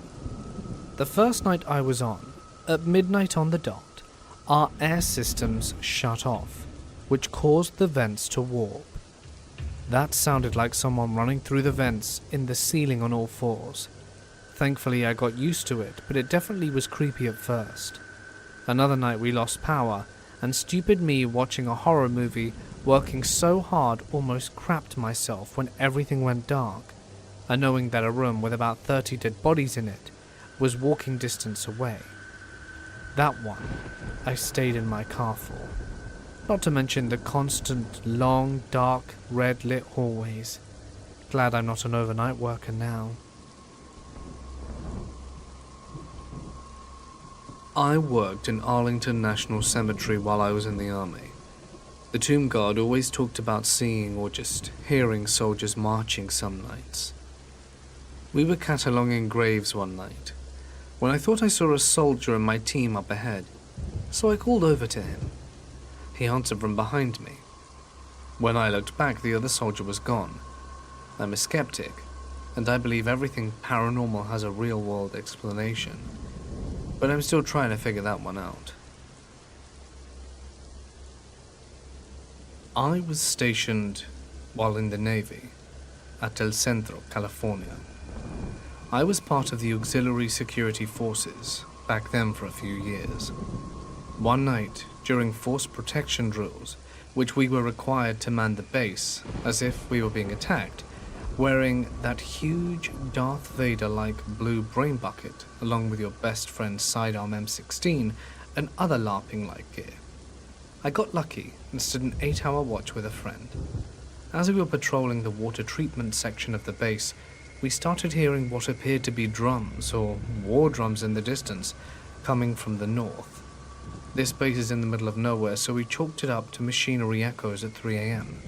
Right? While we were roving back south, we could hear it coming from the south, so we stopped and started to watch the south and west side of the base because it appeared to be following us. So we radioed dispatch for assistance as the drums started sounding louder and closer. A single unit showed up with a DoD civilian police officer and an actual master of arms and pointed all their SUV lights towards the area where it appeared the noise was coming from. We waited about 20 minutes before silence came over. Right after that, the drum beats re-emerged from the north side. We freaked out a little bit, but at this point we just went back to kicking rocks while the unit went to investigate. We started putting 2 and 2 together and just let it go. It wasn't every night you could hear it, and it was mostly random.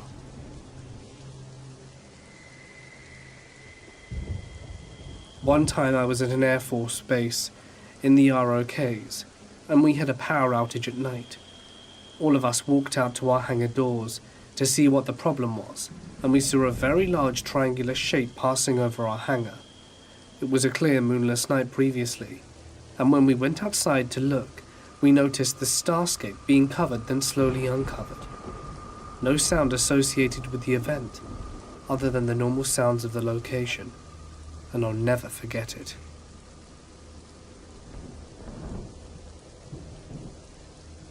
I was around 7 years old, and I'm a boy, when I made friends with a neighbor girl, and we would frequently play together. She had an older brother that was around 12 to 13 who would babysit us during these hangouts. One day my parents let me go over to their place on my own, as their house was in spitting distance of ours, but the brother was the only one home. He assured me that his sister would be home soon, so he lured me out to the backyard. For background, the house was completely fenced in, and all backyard had a tree line surrounding it. He told me to wait by the swings, which I did, and all of a sudden he charged at me with a sledgehammer.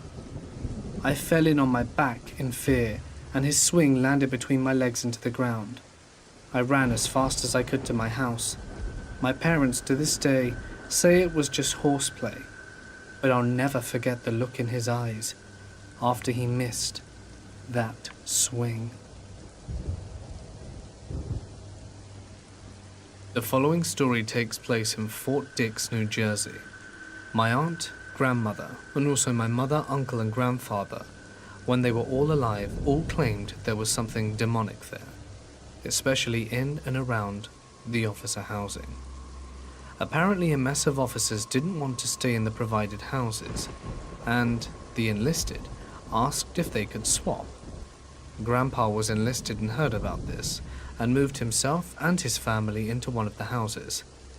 Everyone claims that even in the summer, the house wouldn't get above the low 60s. The brightest light bulbs would hardly provide much light, and the dog refused to go into the basement, and the cat litter pans would be flipped. My mother swore she would see shadow people watching her from around corners, and my aunt had one pusher while she was in the shower. My uncle had the choice to either have the entire basement to himself or the small office as his bedroom, and he picked the first option. He began sleeping in the living room after getting his feet grabbed when he would go down the basement steps. He mentioned after having a fight with Grandpa that something kept pushing its fingers into his bruises, and he woke up with more cuts and scrapes than he went to bed with. Everyone would always have some sort of scratch or bruise that they didn't remember getting.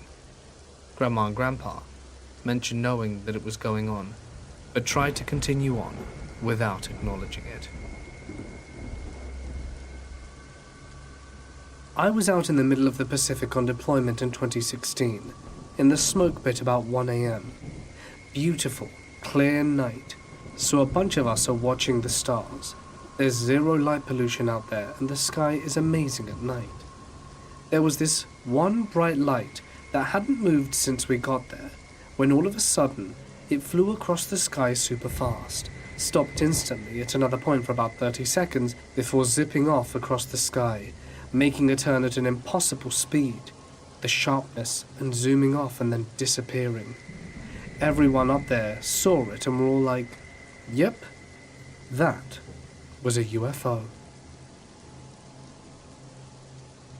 I was in a club with a girl who I think was called Caroline, and since I'm not sure, and it was 28 years ago, I will continue to refer to her as Caroline. It was going well, except that I was very drunk, and when we were outside to spend some time together, I sat in a bench and puked. She sat with me a while and wanted to walk me home, but I do not handle vomiting very well, and it was her night, with lots of friends in the club, so I insisted she go back in and I walk it off back home. As we separated, a man came from the shadows with a knife, the sort of knife that has no real use apart from stabbing people. It turns out the club Browns had a gay night on a Thursday, and he was out to murder a homosexual. It was the very early 90s, and queer bashing was sadly still a thing. He was very clear in outlining his plan, and explained to me why he was going to do it, and in my drunken state, I tried to argue that the club was not a gay club and I was not gay. Anyway, look, I had been there with Caroline. He was having none of it, and he worked himself up to this, and was visibly shaking with anxious excitement. He was going to knife me in the face, because I was giving money to a club that supported homosexuality. Also, I was English, which in his nationalist Scottish mind was absolute proof that I was a homosexual. I argued that I was leaving the awful place, walking away, so I was the good guy, not my finest hour. Why not worry about Caroline instead, since she was going back in there with more cash? I was very, very drunk, and while I fully recognized what was going on, I truly did not associate it with any fear of the outcome. It was like watching a scene in a video game. Anyway, this chap asked me which one was Caroline, and I said, "Here, give me the knife, I'll do it." And he did, and I threw it on the roof and walked home. In the morning I remembered it, but was not even sure if it had really happened. But that night I met up with everyone, and I was some sort of hero. Although I really was not. I was an idiot. The highlight in this storytelling was that I had thrown the knife right up into the gutter. It was a pitched roof. Lobbing a knife onto it was not a reliable method of disposing of it, so it should have just come right back down, and then I walked away very calmly. In reality, I turned the way I had thrown the knife, felt a bit sick about it, forgot all about the chap who was going to stab me with it. His decision upon losing the knife was to wander quietly away, saved me much more than any of my own actions, some which appear incredibly cowardly in the light of day. Last year I was roughly 50 miles off the coast of New York, and I saw one extremely bright light in the sky which I assumed was a light from the shore. When it dawned on me that it didn't make sense due to how far offshore was, I grabbed the binoculars for a closer look. Crazy thing was, I could not figure out if this was 2 miles or 20 miles away. It looked like a giant, burning ball in the sky, wasn't very high, and I just knew it wasn't a plane. I thought maybe some military flare exercise, but ruled that out because it was not descending. After about 5 to 10 minutes of trying to figure out what the damn thing was, it was gone. Just myself and one other guy were standing there, watching on the bridge. It was around 3 to 4 a.m. We were so confused and stunned when it was just gone. It didn't burn up or slowly fade, just flat out disappeared. I work at the US Air Force. I'm not allowed to say what I do, but my frame flew in Vietnam and carried dead bodies back, and after Vietnam it was repurposed. All of the older frames from that era are supposedly haunted from dead soldiers. I've spent mid-shift, midnight to 7 a.m. on these frames, and I've heard people scream out in pain. I've asked for a tool and had someone hand it to me, and then turn around and they were gone. Multiple times you'll hear someone's name being called. I don't believe in ghosts, but those frames creep the hell out of me. This happened to a friend of mine. She went to university with me, and she always seemed relatively level-headed. But then she got into the escort scene, and her behavior started to act up. She was making loads of money, and instead of paying off her uni debt like I said she should, she began splashing out on loads of stuff. But she was relatively young, so I kind of get it. Anyway, one day she tells me that she's agreed to meet this guy as an escort, go out with him a few hours, and that she might meet us at the clubs later, but that she'll tell me how it goes. I don't hear from her that night, and come home, and don't think anything more of it. The next day, she's not at uni. She wasn't around campus, but I didn't find that particularly odd. It's not until the news hits, and I see her face on the news. Turns out the guy who she had been escorting with had taken her to his apartment. She had gone all the way up, and something or other had happened, and she ended up squeezing herself out of a narrow window 30 stories up and plummeting to her death. After a while, 2 people were charged with murder. It was a couple in around their 30s.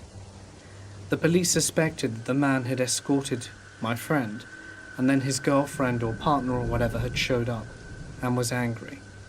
Something or other happened, and maybe they murdered her, but wanted to cover it up, and so threw her body out the window. The thing that never adds up, though, is that the window, according to the police report, was really small. She would have had to have dived in head first and then squeeze her body really hard, like she wanted to kill herself. So if someone wanted to stop her, they could have easily pulled her out. No. I think these people must have done something, and they wanted to get rid of her quickly. So when they were done doing what they needed to do, they just threw her out the window and called it suicide. I don't believe they were ever charged, and it always pisses me off. My friend is gone. Be careful what you do out there, girls. I am a Canadian Army officer. I work in a garrison that's been around for a while. It has actually been in service since before World War II. In one of the old hangars, which is now demolished, there used to be airplanes there. We had our mess, bars where we would grab a drink, and in the officers' mess, there was a Bible, a very old Bible, that no one knew exactly where it came from, but it looked old. Everyone that has worked around that Bible has heard or seen weird stuff. It started with the following routine. Every once in a while, we would find this old Bible thrown around in a complete mess. The Bible, which was next to two other more recent ones, would be in a glass display which was in a locker. We found it super weird, but there's a civilian airport literally next to our base, so we thought maybe the vibrations or airplanes caused this. We even changed the direction of the camera to try and catch if someone was messing with the Bible, but we never saw anything. Then one day we had to do some renos, and there were these huge cylindrical paper towers, very, very heavy, and for some reason I can't quite remember, we left the 3 Bibles on the top of one of the cylinders. Or the day after the cylinders were down, they were thrown, and the Bibles were thrown not far from where the cylinders fell. I'm talking 6'1" cylinders, and that cylinder was heavy as hell. In another occurrence, there were 2 female NCOs working near the stand, where the Bible was, with 2 others on a Tuesday night shift. The floor was made of a kind of old wood/plastic, which our boots made it very easy to know where someone was coming. So the 2 girls, Master Corporal and a Corporal, were in different rooms. The Master Corporal was focused when she suddenly hears boots running right next to her, close to the door entrance. Of course, the light was low. The building was very old and never had great lighting. She turned super fast and asked the Corporal if it was her, that she just passed next to her. She yelled in the other room that it wasn't. No need to say that they left the building really fast. There have been a lot of occurrences like that. There's even a captain that refused to touch it and made privates move it instead. The building was demolished maybe 3 years ago now, and we never heard back from that devilish book. My friend's dad used to run a bodega somewhere in South America. He never did tell me where, but the events that happened disturbed me no end. One day his dad was just in the shop minding his own business. It was around 10 o'clock at night, and he was just getting ready to close up shop and go have his dinner with his wife. The house was connected to the shop, and just as he's about to do a few errands and tidy up before closing, a young man of about 23 busts into the shop. He immediately pulls a gun on this guy's dad and tells him that he wants all the money in the register. The dad laughs and says that he has very little today and that he's wasting his time. But this kid doesn't take no for an answer or a joke and immediately unloads his weapon into my dad's friend. Suffice to say, he didn't make it. The kid makes off with a couple of dollars worth of stuff and is caught 2 days later. He was sentenced to a long time in prison for his actions, and I don't know if he's out yet. My friend was very young when this happened, so he never really knew his dad. Around 2015, I was in the truck training a new airman on flight line driving at night when we were doing a routine inspection on the equipment out there. He knew what he was doing, so I just stargazed, like I like to. It was a clear night, so it was perfect. After a minute, I noticed the stars were disappearing in clusters and reappearing after a second, and realized something really dark and large was gliding over the top of us. I told my co-worker to look at it, and he saw it too. It was this giant crescent-shaped thing just flying silently overhead, west away from the mountains. It was seriously bizarre. I've never seen anything like it before, and still have no idea what it was. I should probably ask him if he remembers it. My old barrack room in the Marines was a living nightmare. I have a lot of stories from it, but I want to share this first occurrence. So I was stationed on Camp Pendleton at the time, and grew up near there, so I'd often go and see my parents at their house on weekends, and even some weeknights. If I went home, then I'd wake up at around 4:30 to 5 in the morning, then drive back to base for PT. If I got there early with time to spare, I'd take a quick nap in the barracks room. This was one of those mornings. I shared the barracks room with a roommate, but he was home on leave at the time. Anyway, I was napping in my room when I felt someone shake me awake. I sat up in bed a little confused because my very first thought was that my mum was shaking me awake at home because I'd overslept, but I was in my barrack room, so I just kind of brushed it off and laid back down. I was laying on my side, with my back to the wall. Shortly after I closed my eyes, I felt something sit on the edge of the bed in front of my feet. I thought my brains must have been playing tricks on me, when I felt this thing get up, walk around the bed, and sit behind my feet. So, it's now sitting between my feet and the wall. I'm very creeped out. I'm still laying there wide awake, but eyes closed, not really reacting. The thing then starts crawling up the bed, like I'm feeling the bed indenting as their hands and knees move upwards. In my head, I'm telling myself to let it get to your head and see what happens. But it gets to my belly button, I freak out. I throw my hand over there and flip the light on, trying to rationalize it, thinking it's a cat or a rat. But of course there's nothing. So I just take off and drive to the parking lot, where I have a nap in my car instead. I have a schizophrenic brother who started an argument when we were in our late teens over my dad giving me his old iPhone. He decided a rational tactic was to chase me with a chainsaw, then try to chainsaw my car. The police came, but not before he broke my mother's ribs. I've had an intervention order against him since, and no longer consider him family. Our buildings were haunted. Now I say buildings and not building, because I managed to spend minimum one night in every barracks at basic training, due to a string of really unfortunate injuries that have nothing to do with this story. We heard voices during lights out. You could hear someone going up and down the central stairway. It was 3 stories, and it would echo like hell. Upon inspection, there was nothing out there. Our stuff would also move about. One of the lads had his inspection out on an empty bed, and by morning it had all been thrown around the room. I would have suspected our corporals, but normally the damage was localized within your specific area. This was all over the room. I've got to say the weirdest one for me was when I saw a guy walking up the stairs as I was coming back from a smoke at 2 a.m. I called out to him and ran up to catch him up, and he just vanished. No doors open, nothing, just simply gone. I didn't recognize them, and they didn't have the standard number 2 all over haircut, so it definitely wasn't one of our lads. Who knows? I work the evening shift at a hospital that is believed to be, at least by 90% of the staff, haunted. I'm part of the 90%. You see, there have been horror stories about every building, floor, and pretty much every part of the campus.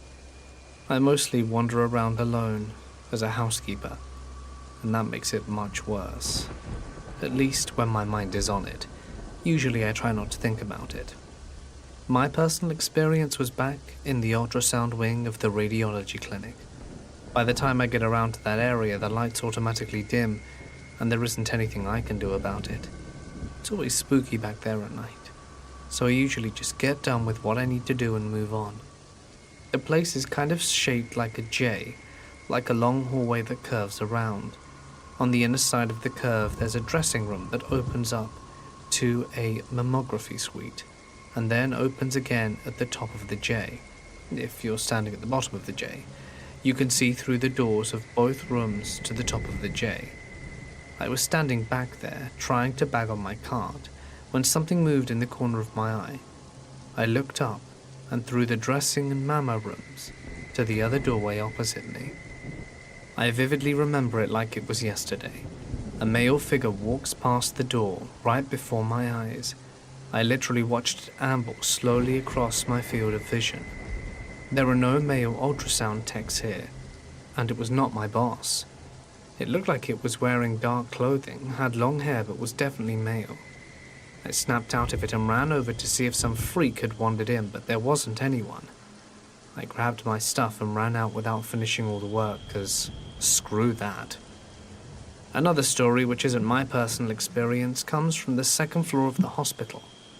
The second floor has nothing but offices and computer labs, all adjacent to one corridor that spans the entire length of the building. On one end is a set of elevators, and on the other, a pair of double doors that opens into a computer lab. This floor is infamous for being the domain of something the workers affectionately call Matilda.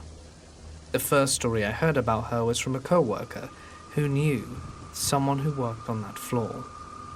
He came in for whatever reason doing office stuff and was going home late one night. He walks out of the office and starts towards the elevators when something catches his eye, so he turns towards the computer lab. At the end of the hallway, there was what looked like a patient peeking into the lab. He walks towards her and asks her who she is and what floor she came from. She turns around, and she has no face. The office guy is frozen in place, scared out of his mind. He wants to run away, but he doesn't want to turn his attention away from whoever or whatever is staring him down at the other end of the hall. What does he do instead? He closes his eyes as tight as he can, and after several seconds or minutes or however long it was, he opens them, and she's gone. He says he's never ran as fast in his life as he did that night, straight outside without ever looking back. Another Matilda happening was when one of the managers left a tape recorder going in his office, also on the second floor, because he wanted to see if he could catch any weird noises or voices. The next day I'm walking by his office with a co-worker, and he calls us in there and plays the recording to see if we hear it. After forever with nothing, a faint voice comes in and says, "Turn it off." That was spooky as hell. I've got another story. I'm in the MRI suite right now where my friend, Sandra, told me she had a scary experience. Like the ultrasound area, MRI can sometimes give off a creepy vibe. I've never seen anything back here personally, but Sandra has. She told me about a time where she had come in late one night to prep the MRI.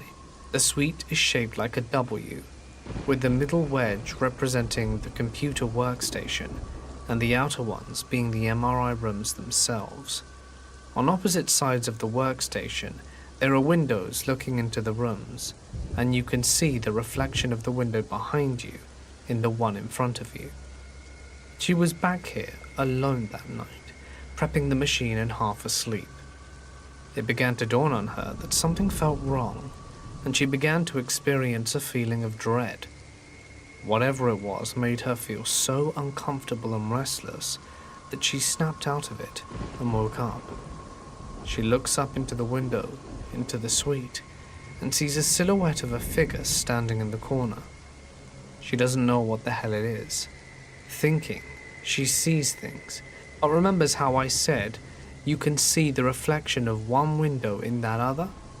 She realizes that the figure isn't standing in the corner of that room, but is rather standing in front of the other window behind her, just staring at her.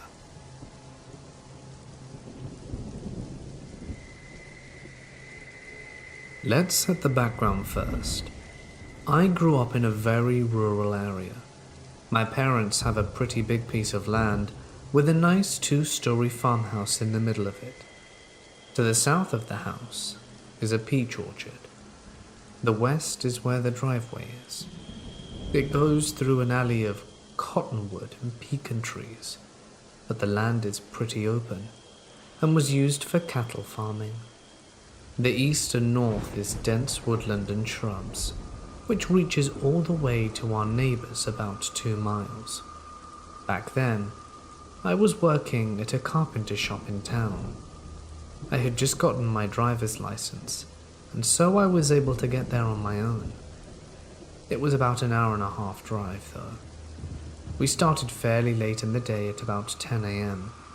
The owner of the company was sort of a night owl and loved to sleep in, but because of that, we had to stay until 9 p.m. That was no problem in the summer, but turned out to be a bit of a nuisance in the winter, as it got dark pretty early, and I hated driving in the dark because the lights on my car weren't the best anymore. I drove a 1987 Chevy pickup, which had obviously seen better days. I hadn't had much money back then, so this was all I could afford. So one day in late December, about 10 or 11 years ago, I left work much later than usual. I'd made a pretty stupid mistake on a nightstand I was building for a customer and needed to fix it, as the customer was going to pick it up the next day. When I finally finished, it was about midnight.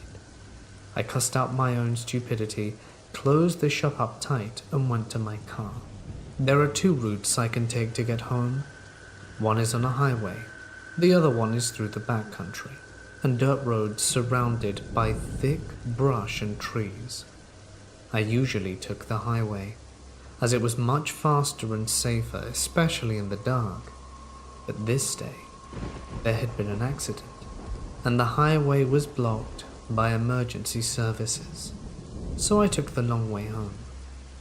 As soon as I left the main road and made my way up the dirt trails, I got this feeling, you know the one, as if something bad is about to happen, almost like impending doom.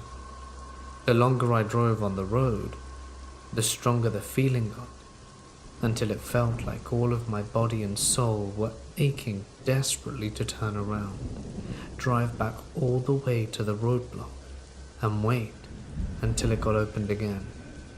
I tried to suppress it as best I could, and tried to convince myself that I had driven this route many times, and I knew that it was safe, albeit a bit rough on the truck.